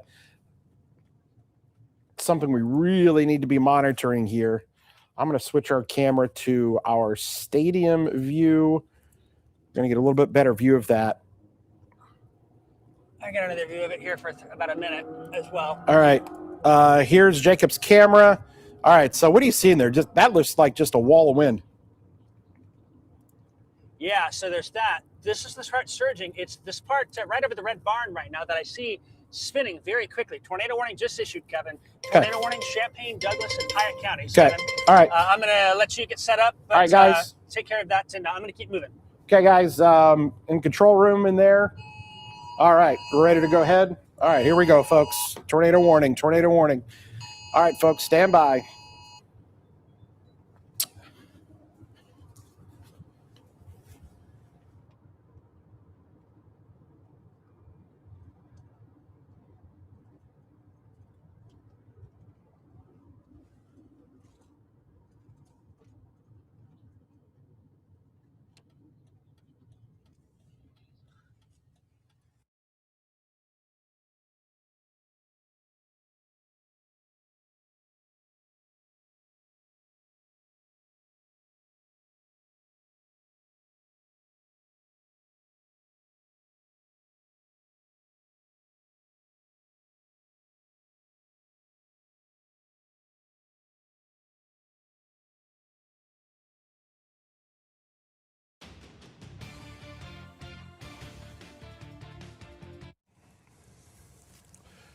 Okay, folks, tornado warning in effect. We are here with you. Tornado warning in effect for Champaign County, parts of Piatt County. We have a developing tornado here, folks. Please take shelter. Savoy, Tolono, Philo, Bondville area. Tornado warning in effect. Really strong storm. It has intensified quite a bit just in the last few minutes. South of Seymour, we have rotation on this storm. It is going to be Sodorus, Tolono, Savoy. Get to your tornado safe spot right now. Likely tornado has developed here, really intensified in the last few minutes. It is located, again, just east of Whiteheath, just south of Seymour, just northwest of Sodorus, as it is moving to the southeast here, folks. All right, here we go. It is 3:28 p.m. We've got a tornado warning in effect for Champaign County, extreme eastern portions of Piatt County. I need you folks that are watching in Sodorus, Savoy, Tolono, Philo. I need you guys all to get your tornado safe spot right now. If you live south of Bondville, we are going to be monitoring this storm. It has intensified quickly. We also have Jacob who is on, so we're going to check in with him in just a second. He is trying to stay ahead of this storm, but this thing has really kicked up in the last few minutes and has got rotation on it, and you can see it right here. That is the classic little hook we start to get, little inflow notch in there, and that storm has really started to show signs of rotation. This thing's going to be coming across I-57 in the next few minutes or so. I've got Jacob here with us. Jacob is on the storm. He's just barely ahead of it. Jacob, tell us what you're seeing where you are. Yeah, hey, Kevin. So we're north of Sodorus, west of Savoy here. I'm going to try and get down to Monticello Road. The potential tornado is wrapped up in this rain. It continues to surge. As I look here, and I'll turn the camera back in front of me here for a second. This is looking due south. You can see the strong surge there. It's back in this area where that tornado is likely located here. It may be very difficult to see. This storm is accelerating south and east, but I have a lot of concern for Sodorus, Tolono, Savoy, Willard Airport. If you're in Champaign, north of downtown, I think you're okay. There may still be some wind and hail, but man, this storm really escalated quickly in the last 15 minutes. We're going to turn to the east here and continue to snake our way towards Willard Airport. I believe I'm going to be on Windsor Road, heading back into town here. My goal is to make it down to Curtis, but potential tornado wrapped up in the rain there, Kevin. Strong rotation I noted earlier south of Seymour. That has since been wrapped up and hard to see now. So treat this as if it's a tornado down. Back to you, Kevin. I think there's some of the strongest rotation we've had so far. Sodorus, if you are anywhere between Sodorus and Tolono, okay, this is really important. This storm is showing the strongest parts of the rotation right now, literally right now, just north of Sodorus. You've got Tolono, okay, Willard Airport. There is a possible tornado here, I would say 3 or 4 miles southwest of Willard Airport, 2 or 3 miles to the north of Sodorus. And it's going to be right there where you can see it. Okay, so right about here is where where that rotation is, where that tornado would be. So it is obviously well east of Monticello. You're going to have a hail core here, but right tucked into this is where that tornado would be. So I need you, if you're in Sadorus and Tolono, tornado safe spot right now. If you are in that rural area there, just, along I-57, you need to be in your tornado safe spot. Lowest level of your home, center part of your house here, folks. Tornado warning continues. Yes, the warning goes all the way down to the Broadlands area, Villa Grove, but I want to talk about just the most immediate area of concern is going to be I-57 just west of Willard Airport, just west of Tolono and Sadorus right now, but this storm is coming for you. If you know anybody that is out there, do not have them, get out there. This updated scan puts the rotation on this just a couple miles north of Sadorus now. What I'm going to do, I'm going to pull up another one of my products that allows me to kind of see exactly where some of that rotation is. And take a look at this. And bear with me. So you're looking at it here. So that area right here, north of Sadorus, that's where that tornado would be. Now, it would be really embedded in some of the heavy rainfall, okay, right here. But where that kind of greenish color is, that's the rotation. Tolono is right here. Here's Sadorus. It's moving southeast. It's just going to be crossing 57 in the next couple of minutes. It's going to come probably just maybe barely north of Sadorus. It's going to be a real close call, Tolono. Real close call for you, Tolono. But I need you to get to your tornado safe spot right now. Lowest level of your home, center part of your house. Extremely strong winds going to be coming into Sadorus too. Even if there isn't a tornado, the radar is indicating some 70-mile-an-hour winds with this, and then that potential tornado that's right there coming into portions of southwestern Champaign County. And we've got Jacob there. Jacob, I know you're in some heavy rainfall there. Can we pull up his shot there just a little bit? I'm just wanting to kind of see exactly what he's got for us there, where Jacob is located, folks, there in the control room. So there he is. You can see him on the bottom right-hand corner of your screen. His view there is he's trying to keep ahead of this. All right, so he's at Monticello Road and Barker Road there. Sadorus, I have extreme concern for you, and also Tolono. Tolono, please get in your tornado safe spot. Willard Airport, some of that rotation just going to be southwest of you, but Sadorus to Tolono is the biggest area of concern that I've got right now. This is a serious situation for you folks here as the tornado warning continues.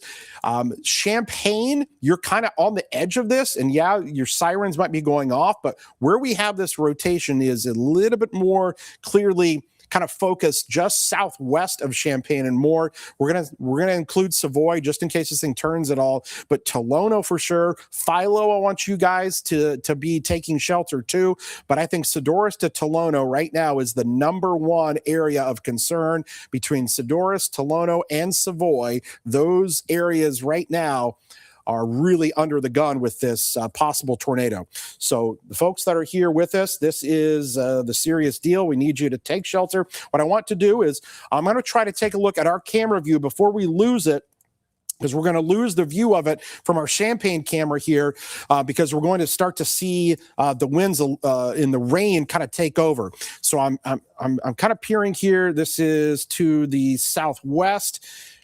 Let's see if we can see anything with this here. We're looking southwest of Champaign. If there's something in there, we're going to look for maybe any power flashes. But the problem is if there is a tornado, it's wrapped in rain. You're not going to be able to really see this thing. It's really kind of tucked in there to where you would just see heavy. It would just look like it's heavy rainfall, but tucked in there is the really strong winds. And so let me see. Let me just kind of zoom in. A little bit of maybe kind of a lowering that's in there to see if we can see anything. Also, we would look for any power flashes if there is a tornado that is in here. So we're looking southwest. We did get a report of a funnel cloud from a storm spotter there when that storm was coming through.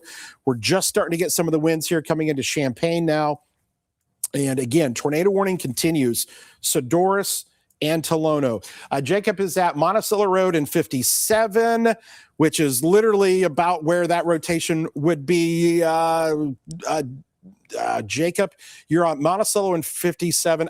I would keep going east, Jacob. I don't want you to get caught. I keep going east. Keep going east, Jacob. That storm there, and you can kind of see it. So he's on the bottom right-hand corner of your screen. The tornado warning here coming into, okay, confirmed.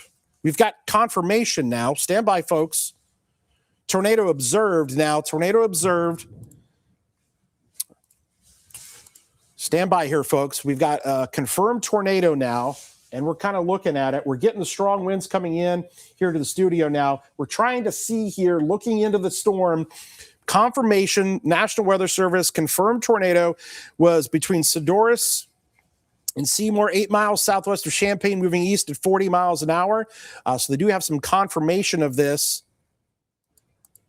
So Sador, and now we're starting to lose our view here because, folks, we're getting into that heavy rainfall and maybe some of the hail. If you're in Champaign, I think we might start getting a little bit of hail here, folks. You're really going to start to see this thing ramp up quite a bit. There might be an embedded tornado in here. Look at the rain bands coming in here too into Champaign. Tornado warning. Confirmed tornado, folks. Confirmed tornado observed Champaign County right now. Sadorus, Tolono area, the highest concern. And now we can't even see anything on our camera because of how heavy the rain and hail is. That is at our Memorial Stadium camera there, obviously south here off of Neal Street. And now we can't see anything. So let's bring it back to radar because that's all we're going to be able to see now. Tolono, get down to the lowest level of your home right now. Philo, same for you folks, okay? Tolono, Sadorus, I think the tornado would probably just be east of Sadorus now, but Tolono, it's coming real close to you between Tolono, and we're even going to say Posodum there too. We want you guys to watch. Philo, be paying attention. We might be getting some hail here at the studio. I'm hearing some of that. Just north of Tolono is where Jacob is located right now. And he is going to try to give us a report here in just a second so we can kind of see where his location is. And so to give you guys a little bit of understanding of where he's at on this storm, he is right there in that little notched area. And here in a second, when Jacob kind of turns, we'll have a brief report from him because he's got to try to stay ahead of this thing best that he can. We've got this tornado, confirmed tornado here. It's going to be between Sadorus and Tolono. Okay, Jacob, go. I see you. Hey, if there's a tornado still down, it's going to be right there just west of Tolono. The rotation is here. It's moving left to right in front of me, Kevin. Something we got to watch really closely here. And Tolono, you've got to shelter. This is, it's going to be right there. That's it, Kevin. We're looking at it here coming into Tolono. I can see the clouds. The storm is moving right to left. The clouds in front of you are moving left to right. That rotation is right in there where this tornado touched down earlier, Kevin. I cannot confirm if it's on the ground. It's going to be coming into Tolono. Tolono, shelter now. Back to you, Kevin. Tolono, as we just mentioned there, you can see it right there, Jacob's camera. He's got the view of it right there, okay? This was down, and we were going to treat this as if this is still down, folks. We did confirmation of it here in the last few minutes. Tolono, take shelter right now. Folks there that are on the roads there, please be careful. That is the area where there is rotation on this. Tolono, if you're watching us in Philo, south of Philo, if you're watching us Longview areas, you also need to be taking shelter here. Go now before it gets on top of you and it's too late. The tornado itself coming into Tolono here as we speak. We'll come back to Jacob in a second as he gets a view. Here is, let's bring it back to radar here. You can see there it is again, just the wide view to give you the rest of the area that is under the tornado warning. It's Broadlands. It is Villa Grove. It is northeastern Douglas County, but the concern right now is right over Tolono as this comes into town. Okay, just north of Posodum. The rotation on this is pretty evident when we look at it. Let's bring up that velocity signature, and where those reds and greens are coming together. Man, there's some strong winds in there, if nothing else. Extremely strong winds. And even Pasodum, you guys are getting some of those stronger winds too, starting to show up.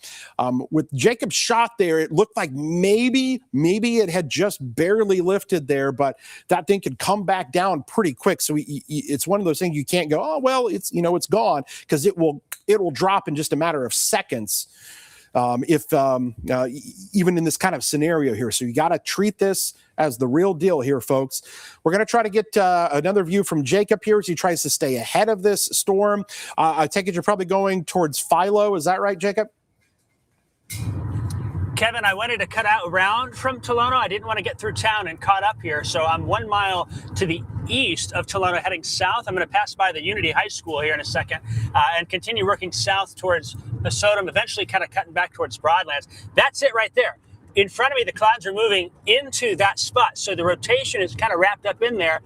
Can't tell if anything's down. It may be passing just south of Tolono, but not by much, Kevin. This is a really close call. Very concerned for Tolono and north of Pasodum here, Kevin.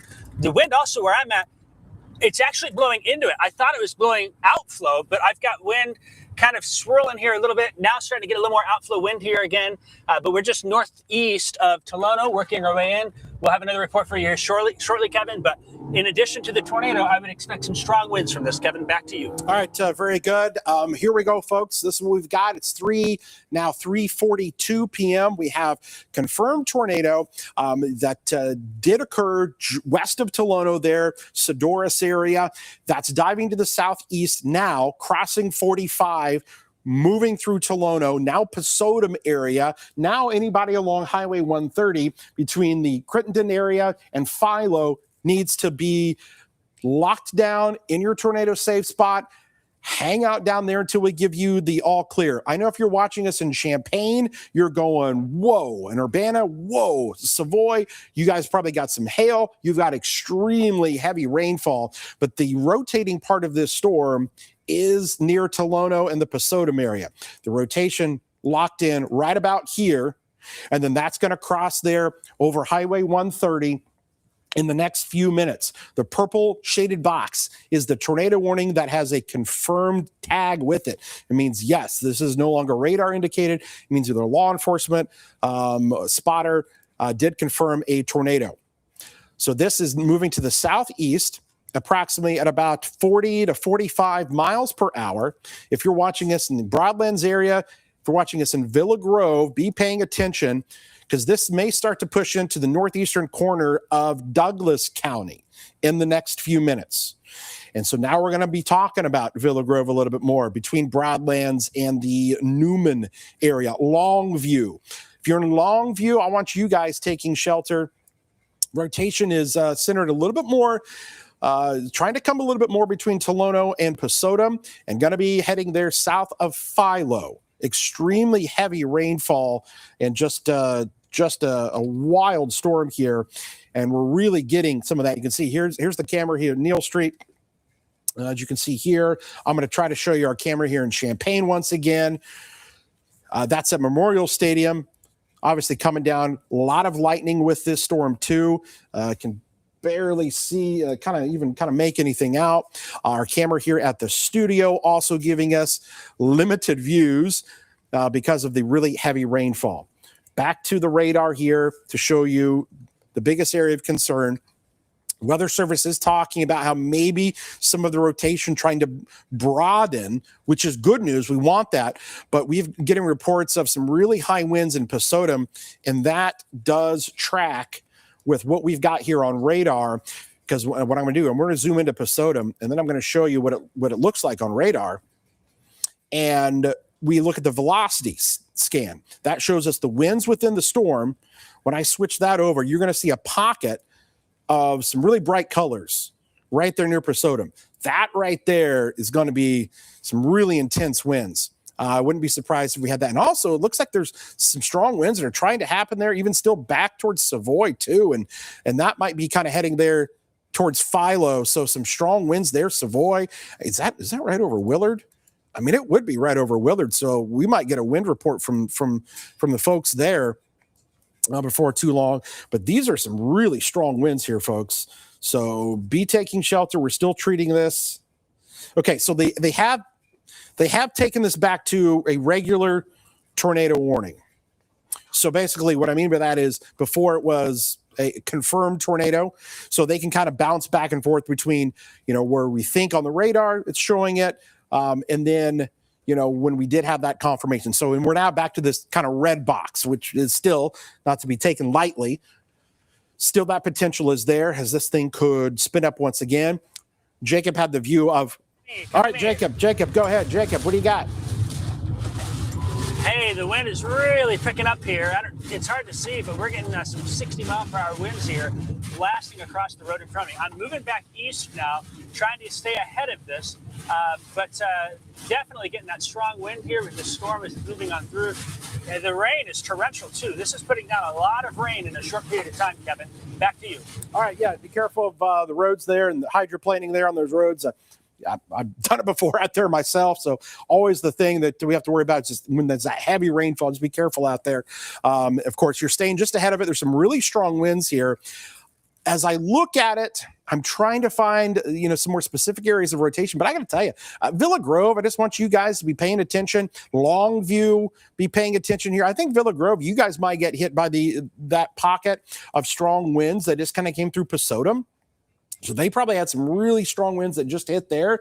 That may be heading towards Villa Grove now. There's another pocket of those stronger winds that I think that Jacob was just kind of going through between Willard and between the airport there and Philo, where his location was. So I think that there are definite, several areas there where you could have some 60 and 70 mile an hour winds.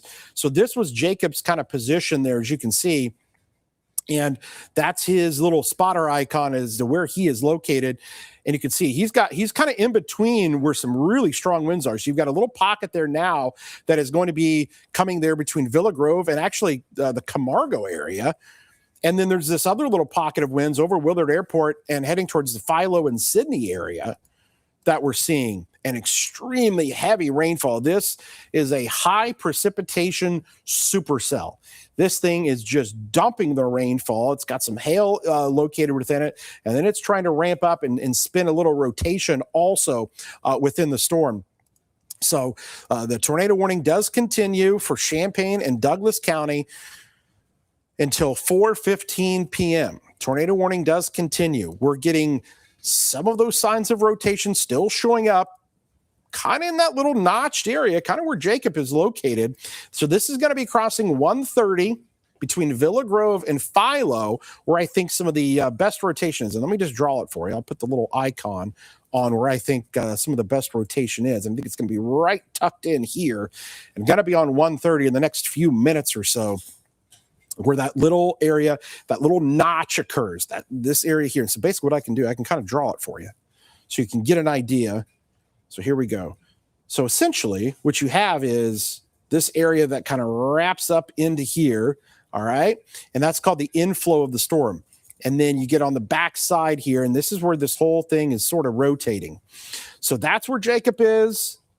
Here is your extremely heavy rain. Tolono, Philo, St. Joe, you're getting the heavy rain. Ogden. This is the high precipitation part of this supercell. Then you get down here, and that's where you get a little bit of that rotation. So Villa Grove, Longview, Broadlands, you are in that tornado warning right now. Tornado warning continues. Southeastern Champaign County, northeastern Douglas County. Fast-moving storm moving to the southeast at about 40 to 45 miles per hour. We'll see if they carry this warning any further to the south and east into, Edgar County at all. We'll have to watch that. Newman, you're right on the edge of the tornado warning with this. As you can see, heavy rainfall. Locally, some localized flooding may occur because of just how heavy this rain is. Here's the movement of this to the southeast. So you can kind of get an idea of where the storm's going. Diving southeast, if you're watching in Edgar County, I'd be paying attention, maybe southwest corner of Vermilion County, northeast corner of Douglas County. Really be keeping an eye on that. But the tornado warning does continue. Villa Grove, I think that is going to be really close to you now. just a whole pocket of really strong winds there. Tolono, Philo, Sydney. As I look at this on radar and we show that velocity again, what you're going to see is a bunch of these bright colors that are all now a little bit different than what we had earlier, where you kind of had the leading edge, where you had the pocket of winds. And now it's like that whole area is seeing some 60-mile-an-hour winds maybe there between Tolono, Philo, and Sydney. And I think that's, again, kind of the area Jacob was located. But all those kind of bright green colors are showing those strong winds. Still seeing some rotation in that right where Jacob is. He is tucked right in the little notch of this thing. And if there would be something there, that is the general location of where he's at. Jacob, are you okay to give any report? Or you tell me, bud, whenever you're okay to do something. Okay, go ahead. Yeah. Hey, Kevin. So, and if you can help me kind of, you're coming to me, watch my camera as well to let me know which one's looking, because I'm white knuckling here. The rain is just blowing sideways. Earlier, it was trying to put down some of that corn that was standing. So I'm a little worried for some of the farmers and what this wind may do here. Just driving rain currents going from north to south here as well. So you were trying to sneak into that gap. I'm going to be now between Pasodum and 130. 130 is a mile to my east, and I'm on 200 North Road, 1 mile west of 130. If you take this road, it takes you into Pasodum by the railroad tracks there. It's a pretty smooth blacktop. But as I'm working my way through, Kevin, we're trying to stay ahead here, but it is moving so fast and at such an angle, it's hard to keep up. Watch as I turn the corner here. These rain curtains that are just howling as they move from north to south here in front of me. Just a lot of wind with this storm. That's probably what more people are going to experience. But you're right. I do have concerns of where this is surging to potentially still deal with potential tornado here, Kevin. So we'll keep working our way, but eventually we're probably going to call off and go back and see if there's any damage, because it's just getting too fast, too far ahead of me at this point. But we'll keep you updated on anything we hear. Live in the Storm Tracker, I'm meteorologist Jacob Dickey. Back to you. All right, so I will say this: I'm getting all kinds of reports of power lines down, wires down on Maple Park Drive in Champaign. There's actually even a water rescue going on Prospect Avenue. I'm seeing wires down in Michigan Avenue, wires down on Main Street in Urbana, wires down in Pasodum along Elm Street. Those are just some of the ones I'm just starting to see here. So a lot of power lines down. And Will, we've got Will Simmons here with us here as well. And Will, you're starting to get some reports too of some other things going on. Will, what do you? Yeah, a little bit of good news possibly here, Kevin. We are getting reports of no power outages in Tolono. So as far as we know, everybody has their power in Tolono right now, and one person may be without power in Sedoras. So, okay. Very good. So we'll be continuing to track down any of those reports. So they did issue a severe thunderstorm warning down the line here. They didn't carry the tornado warning further to the southeast. So they've opted with the severe thunderstorm warning for Seidel, for Chrisman, Edgar County area, Brockton. Okay. This is still an area where we have to watch, because they've got what's known as the tornado possible tag associated with this. Tornado possible is not as imminent as it was 15 to 20 minutes ago, but that could still ramp up. Okay. So that's why we are concerned. Here's the thing. Even if there's not a tornado, there's some really strong winds in here, folks. And it's down in power lines. I think the Broadlands area, you're next. Homer, Sydney areas, you just are having that storm come through as we speak. But I think Broadlands and Longview and Allerton, you're the three next towns to get hit. Villa Grove, it's on top of you. And even kind of Camargo, you're also seeing some of those stronger winds and rain starting to move in. But my biggest concern is going to be Longview, Broadlands, Allerton. Longview, Broadlands, and the Allerton area for this storm. So the Weather Service says the tornado risk has continued to diminish over the last couple of scans. May not be rooted at the surface anymore due to that outflow boundary that we kind of talked about. That outflow boundary did everything. It literally was the culprit. It was the instigator behind why this storm got as strong as it did, as quick as it did. And we watched it happen live on Jacob's camera as that storm really started going gangbusters there into Piatt County, sitting right on that outflow boundary that we talked so many times that can often enhance low-level rotation on a storm. It's almost just this little mini cold front, this little mini shift in the winds, and it spun up. We'll have to go back and try to see exactly where the confirmed tornado came from, but they did, this did once go as a confirmed tornado from the National Weather Service. We'll have to go back and kind of sift through some of the specific reports on that. But the tornado warning here does continue for southeastern Champaign County and for the northeastern corner of Douglas County, at least over the next 20 minutes or so. Right now, I'm not seeing as intense signs of rotation as we once did, but there are still really strong winds, and that whole anywhere that green color that you're seeing there, those are some really intense winds associated with the storm there. Damaging straight line winds. You probably got 60-mile-an-hour winds in that. We've already had reports of some power lines down. We'll be checking reports from any of our folks here, letting us know, what they have seen here in the chat. Getting some strong wind reports in Villa Grove. And in Villa Grove there. So Jacob's in Villa Grove now. Jacob, so you have traveled there south there along 130. And what are you seeing there? Yeah, Kevin, based on where I'm at, it's actually not as dark as it was before. That's just a visual observation. I do have a patch of clearing to my south and east. There's not as much structure visible, but there still is a decent amount of rain. I think the strongest wind is to my north here. What I'm going to do is I'm going to try and cut down to 36 towards Camargo, get over towards Murdoch and Newman, just to give us some wiggle room with this here. And if I can get far enough south, maybe I got a chance to get back ahead of it here. But we're going to watch this storm as it moves on through. If I take a left, I go back to Longview. Now I'm kind of by the Rick's Country Market, Circle K here in town.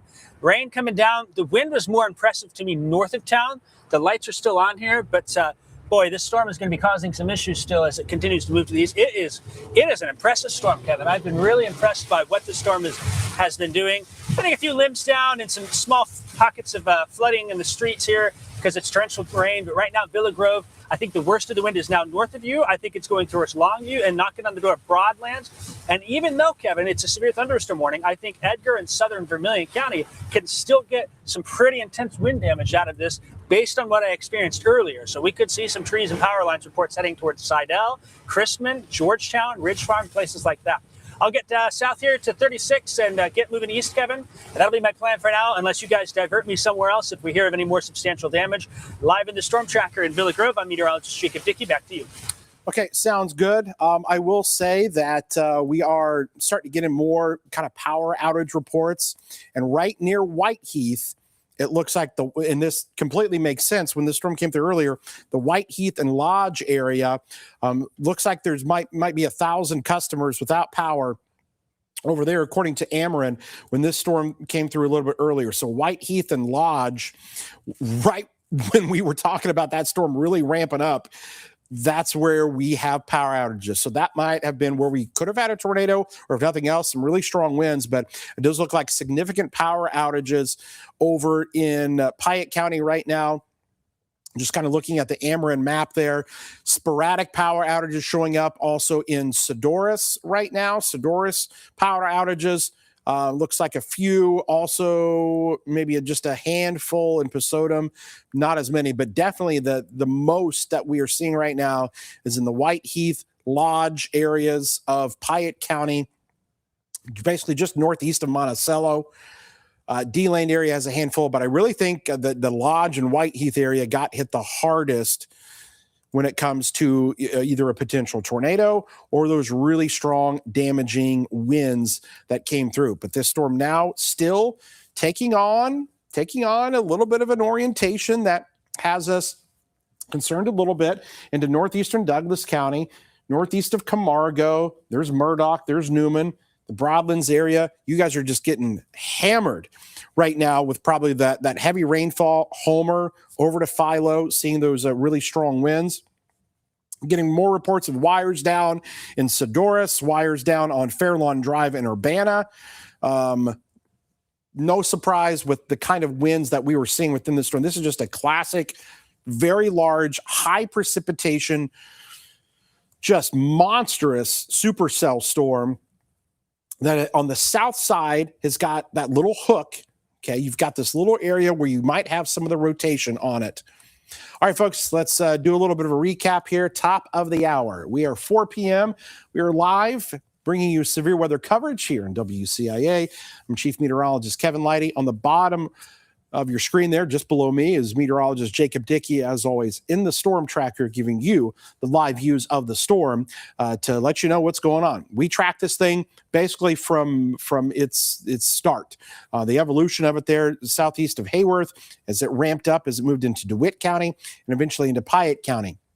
The storm now is in extreme southeastern Champaign County, and that's where that rotation is still located, albeit weaker than what it was 20 to 25 minutes ago, but there's still something there. We're watching things there near the Newman area. Heavy rainfall, hail, and damaging straight line winds have been reported from this.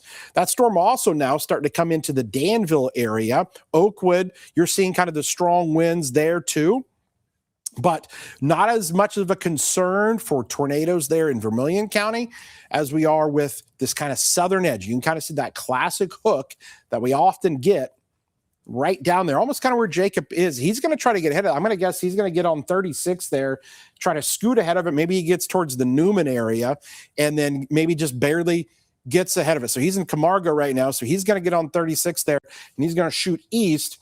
And he's going to try to get ahead of this and then see if this does anything as it comes into Edgar County there, the Hume area, Metcalf, as this kind of dives to the south and east. So we'll see how that works out, plays out over the next half an hour or so. Right now, just to give everybody else another perspective, there's not a lot going on in other parts of the area. This is it's one storm.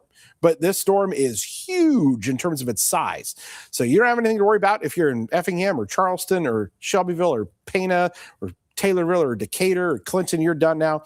This is a southeast Champaign County, more of a northeastern Douglas County, Vermilion, and Edgar County storm. Those are the areas that we're watching. Just want to keep an eye on this here as Jacob tries to get ahead of this thing, just to see if this thing kind of ramps up again. There was a clear intensification of this storm when it kind of got going there near just kind of south of D-Land, the Whiteheath area and Lodge, where we think that those storms really kind of kicked up a little bit. But this one here hopefully is getting off of what is known as the outflow boundary, which helped to enhance the storm a little bit earlier. I'm not completely convinced just yet. This still has, some of those characteristics that make me go, all right, we're gonna hold off on giving any kind of a, all clear on anything just yet. Because what we have is the classic little, all right, here's a little notch, boom, right in here. Here's your inflow kind of coming in, wraps into the storm, right? And backside here, this, the rear flank downdraft, and you get a little bit of this rotation that occurs. And that's where something might be tucked in there between Murdoch and Newman, and maybe along Highway 36, if there would be anything in there. Jacob's going to try to reposition to try to get ahead of this here just barely, to see if there's anything still left in this. I'm not seeing the same sense of rotation I had earlier, but I got to tell you, the Broadlands area, I know you guys are getting just hammered right now with those winds. Really strong winds probably coming into the Broadlands area, or you probably have already had it. Longview, heavy rainfall. Just look at that really extreme torrential downpours of rain. And then we haven't talked a ton about it, but the lightning, look at the lightning strikes all over this storm. We're getting the lightning reports that are just constant. If you guys are hearing any reports and have any pictures, I'll say this too. So we are hearing about an overturned box truck, maybe on I-72 over near Whiteheath when the storm came through. So here's where you guys can help us out too if you have any reports. Obviously, wait until it's safe to do so. But Whiteheath, Lodge area, Piatt County. This is a call to action for you guys. Let us know what you may have seen. Any pictures? If you've had any confirmed reports, something you've seen, videos of anything of the storm, the aftermath, power lines down, trees down. If you know of anything, you can shoot us an email, and that email address is news@wcia.com, news@wcia.com. If you have any reports, pictures, or anything, our staff here will go through those and then kind of pass those along, and then we'll share those with the folks there. But we're just starting to get some of the reports. We talked about the power outages in Whiteheath and Lodge, the overturned box truck there possibly near Whiteheath, lots of power lines down, confirmed in Champaign and Urbana. But we know there are other areas of power outages in Sedoras. We are monitoring your feed also in our chat. Several thousand of you that are watching on our live stream here this afternoon. And we are watching to kind of see what you guys are telling us here. We're hearing about maybe even some power out in the Oakwood area in Fairmount as well. Let me just kind of scroll through back some of the other chats. A lot of the quote was from Michaela, who's watching here. She says, an insane amount of wind in the Newman area. High winds in Newman also confirmed by Carol. So it's safe to say, I think Newman, you guys are getting hit really hard by those winds right now. Allerton, Tiffany is over in Allerton. She says that really strong winds in Allerton there. Okay, so thank you to you guys for your reports. Just kind of reading through some of these here. Thank you, guys. Power is out in parts of Sydney.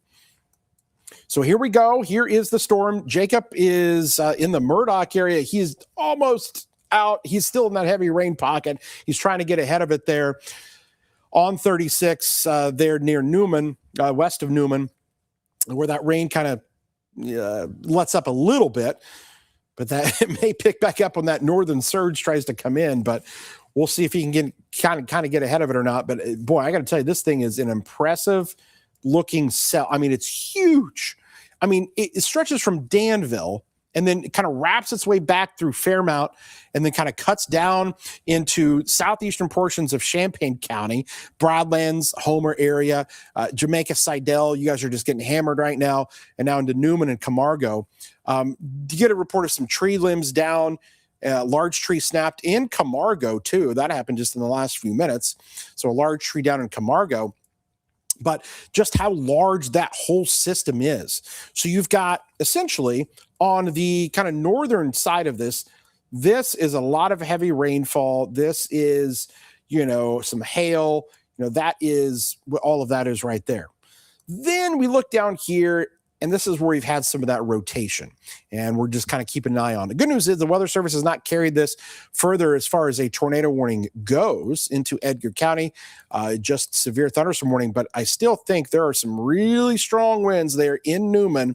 I think Newman's getting hit pretty hard with the strong winds right now.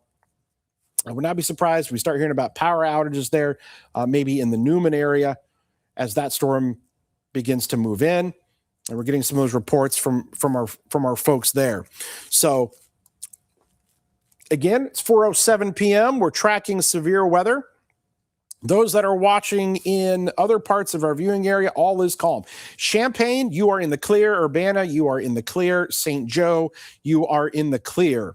So Tolono, Pasodum, same for you. No issues as the storm has passed through. So you guys obviously can come out of shelter if you haven't already, but you're good. This storm is now in extreme southeastern Champaign County into Vermilion County, northeastern Douglas, and heading into northwestern Edgar County. Jacob is just trying to get ahead of the storm there. I think I was maybe even hearing a little bit of maybe some hail hitting the storm tracker out there. Hearing about power flickering in Newman, power out in Sidell. Murdoch has flickering power. Newman said it's all for right now, just have the power out briefly. Jacob, you are there east of Murdoch on 36. Looks like you're behind some traffic there. Tell us what you're seeing. Yeah, Kevin, we're moving east on 36. We're about 2 to 3 miles west of town here. Before long, we'll hit the old factory. One thing I've noticed is that the cloud-to-ground lightning has actually increased a little bit. That's something we look for when things are strengthening. The other thing is I'm kind of in the rear flank downdraft, and there's been some hefty bursts of wind from my left to right, and that being the back side where maybe the circulation still is here. So I'm going to watch it closely. It's a little hard to get through here. Folks are, of course, driving slow on the highway here. We'd like to be able to get through, but just not safe to do so. And so, with heavy rain and a little bit of hail coming down here, we'll continue to be into the Newman area. We're going to be at the about a half mile from the road that takes you south to Oakland, and getting a little bit of hail as well. Have not seen any wind damage per se as of yet. Not that I've had an opportunity to, but I just have a feeling that there's probably going to be some here in Newman and over towards Hume, and especially just north of me, Broadlands and Sidell and Indianola with the wind that's up that way. Kind of looking here at some of these houses, lights are still on. The corn looks like it's taking a little bit of a hit, Kevin, and the wind and rain really picking up even more now here. So My suspicion is when I get to Newman, I'm probably going to have to stop, Kevin, and probably just watch the storm pass to my east. It's going to be hard, but a little bit concerned for Newman still with that wind and Broadland Sidell area. We'll keep you updated as we can. In the storm tracker, just by Newman, I'm meteorologist Jacob Dickey. Back to you. Yeah, when we look at the radar signature there, Newman, I mean, it does look pretty impressive in terms of probably some of those winds that have just kind of come through. So I think you're going right into where those winds have been really strong, right there on 36, almost kind of where you are. I think maybe just ahead of you is where some of those strong winds would have passed through. So just kind of be careful there, but it's going through as we speak. Heavy rainfall and that whole area now from Hume up to Georgetown Ridge Farm. You guys are kind of next. This thing's just knocking on your doorstep. There's a whole pocket of strong winds. Broadland, Sidell, Ridge Farm coming into your area north of Hume and just kind of passing through the Newman area. There are still some signs of a little bit of rotation there, maybe just kind of near the Newman area, maybe just barely southeast and just east of town. Still some of those signs of the rotation with this, although the tornado warning itself looks like it has... Let me just double check. Okay, no, the storm is just kind of moving out of the tornado warn box, but it is still with a severe thunderstorm warning known as the tornado possible tag. So no longer a tornado warning here in Champaign County. And it looks like also parts of the Douglas County area. But I got to tell you, there are still some extremely strong winds in here. Okay. Storm is in Ridge Farm. Reading some of your comments here, even saying the Hinesboro area also starting to get some of those strong winds. So you see the storm kind of what we call back building a little bit there, southeast of Tuscola, the Hugo area. There's not a lot else going on in other parts of the region. This is northeast Douglas County, Edgar County, and Vermilion County now. If you're in Chrisman, you're next. Ridge Farm, really strong winds that are literally right there on top of you guys. Danville, things calming down a little bit there, exception maybe there towards Westville, still storming pretty good. But the Georgetown area and Ridge Farm, probably going to see those strong winds, but we're still just watching there between Newman and Brockton for some of that rotation on our storm. According to the National Weather Service in Lincoln, again, they've had the expiration of the tornado warning in Champaign and Douglas County, which is some good news there. Hopefully we don't have to ramp this up and kick it up. This all occurred in a real fast sort of sequence of events that all stemmed from this cell interacting with that outflow boundary over into Piatt County. I'm sure our crews hopefully are gathering some information for us about maybe what happened over in Piatt County, about some of the damage. There's obviously power outages that are over there. Getting reports again, northeast of Tolono, some large tree limbs down at the Tolono East Side Park is what we're hearing when the storm came through the Tolono area, and a lot of various power outages that are just coming into us here. I'm just kind of reading some text here that I'm getting from some people. All right. Yeah, those reports still coming in to us here at the studio. Also, if you've got any pictures or videos or any confirmations of damage, you can email us news@wcaa.com to let us know. And I don't know if any folks back there, if we've been able to get any photos from anybody or anything that we can throw up. Okay, cool. So we got our crews back there that are working on some stuff for us at this time. Here we go, folks. Here in just the next minute or so, what's going to happen is the tornado warning will officially have expired the next minute or so for Champaign and Douglas County. So what we're going to do is we're going to transition this back into kind of our regular 4 o'clock newscast here and kind of take a breath here for a second. While the storm is still very intense, our policy again is we'll go on here. We do tornado coverage. We're going to hopefully get maybe a few pictures here for you too before we do that. But what we'll do here is just for the folks in the control room and back there and the producers and whatnot, we will kind of transition back into our regular coverage once there are no more tornado warnings in effect, once that red box goes away, even though it's storming really good in Georgetown and Ridge Farm and Chrisman. Okay. We want you guys to still be paying attention here. We want you guys to be paying attention down here into Edgar County, just in case the storm flares up anymore and we have to cut in again for a tornado warning. But with just the severe thunderstorm warning that is still left here, what we'll do here in just a minute, and if we've got the pictures ready, you guys let me know. I don't know. I see one up there in preview. You give me the thumbs up, thumbs down, all clear or no good. And we can show some of those here before we kind of transition back into the 4 o'clock newscast. If we have to wait, that's fine too. But you guys just kind of let me know in the control room there if we want to do that. Okay. All right. Well, so here's the thing. There are still severe thunderstorm warnings. There are no more tornado warnings. We've got Jacob that's out in the storm tracker. He is going to maybe do some damage assessment if we hear anything else. We've got some crews out here that are obviously, checking things out, making phone calls to see what happened. But it does look like maybe the hardest hit areas stretch from near Whiteheath and Lodge down through, the Tolono areas, and then maybe down here towards, the Broadlands area, Pasodum. That's going to be kind of the line where this storm took, where there might have been a tornado. If nothing else, a lot of wind damage. So we'll take a little break here from this. We'll kick things back over to Will as we kick things off here with the first news here at 4 o'clock. Will, over to you. All right, Kevin. Well, thank you for staying on top of that. And we're just going to go ahead and start off with the headlines tonight. Good afternoon and welcome to the first news. I'm Will Simmons in for Amanda.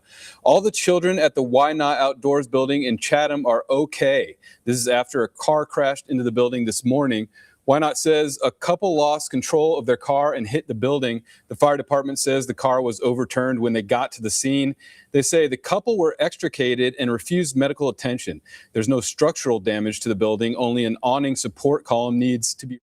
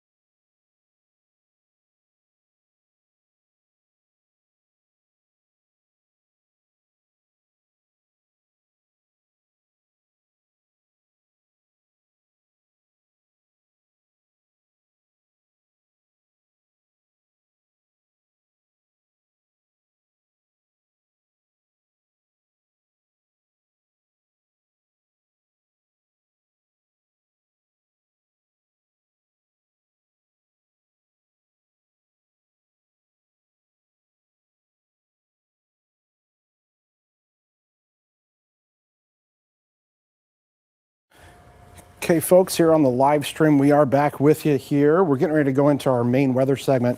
I know some of you are watching over there in Edgar County. Again, our policy is, when we're on the air, like we cut in for TV for tornado warnings.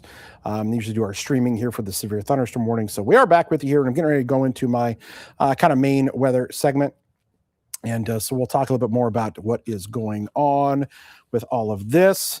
Again, if you guys have any reports, pictures, anything, you can upload via the WCA3 weather app. I'll also send to news at WCA.com, any of those different things.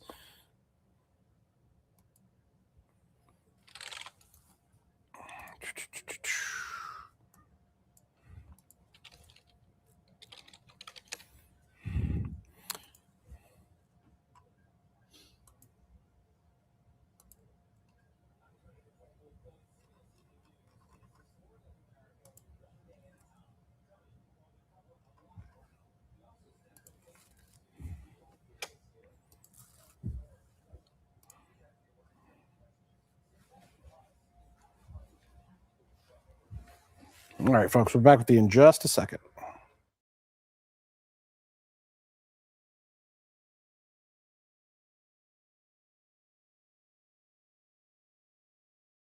Now, Central Illinois' most accurate forecast with meteorologist Kevin Lighty. All right, folks, we are still tracking severe thunderstorms here. Vermilion County, Edgar County, you guys are kind of the lone ones that are left when it comes to the severe weather that we are dealing with here tonight. We still have these severe thunderstorm warnings that are in effect. If you're watching us in Crispin, well, you guys just got hit pretty good, really strong winds there. And now Paris, Redmond areas also finding the really strong storms that are beginning to move in. So we have had several areas that got hit pretty hard and some tree damage in some spots. What I want to do is I'm going to share with you guys, bear with me for a second. I do have a picture I can show you. A lot of power lines down, and a lot of that because of either a tree that fell into a power line or obviously just the wind's taking it out. This was in Whiteheath. You can see that limb that is on top of the power line over in the Whiteheath area. And that Whiteheath area is one of the spots that really got hit kind of the hardest that we're hearing about in Piatt County. Whiteheath Lodge, it was the area where I won't be surprised if they come back and go, yeah, we might have had a little weak tornado that came through over there earlier today. So I want to back it up. I'm just going to back the radar up. Okay. We're going to take you back here. This was 2:59. This was about the point where we said, all right, I think this storm is really starting to kick up. Here it was right there near D-Land. We had that storm. And this was the point where the tornado warning was issued. Okay. And that's that little notch. That's that area there where you can get some enhanced rotation, and it happened right over Whiteheath. Watch the next scan. And right here is where we possibly had that potential tornado. So Whiteheath and near Lodge, and then that storm continued to kind of dive to the south and east. And that's where the strongest part of that storm was. That eventually crossed there, Sedoras to Tolono, and has now made its way all the way down here into southeastern portions of Vermilion County and then now Edgar County. So severe thunderstorm warnings continue. These storms are diving to the southeast, going to be pushing off into Indiana in the next hour. And then the rest of us find a calmer night ahead. Although more storms are in the forecast for tomorrow, more severe weather is going to be possible for tomorrow. Okay. So again, if you are watching us here in Edgar County, really intense storm. We don't have any tornado warnings with it. We've got severe thunderstorm warnings associated with this. Southern portions of Vermilion County, south of Georgetown now. But we think the Crispin area and Paris, you guys are definitely finding some of the strongest parts of these storms. We've got crews that are out to gathering information about storm reports, about damage reports that have come in. If you have any, again, you can upload them to the WCA3 weather app or the news app. Also, you can send us emails, news at WCIA.com. However you guys can get those to us, we would love to be able to share those with our audience. Okay, guys, we're going to have much more coming up in terms of the severe weather potential, how additional storms may fire off for our Wednesday, and we might be doing this all over again tomorrow. That's coming up, so stay with us.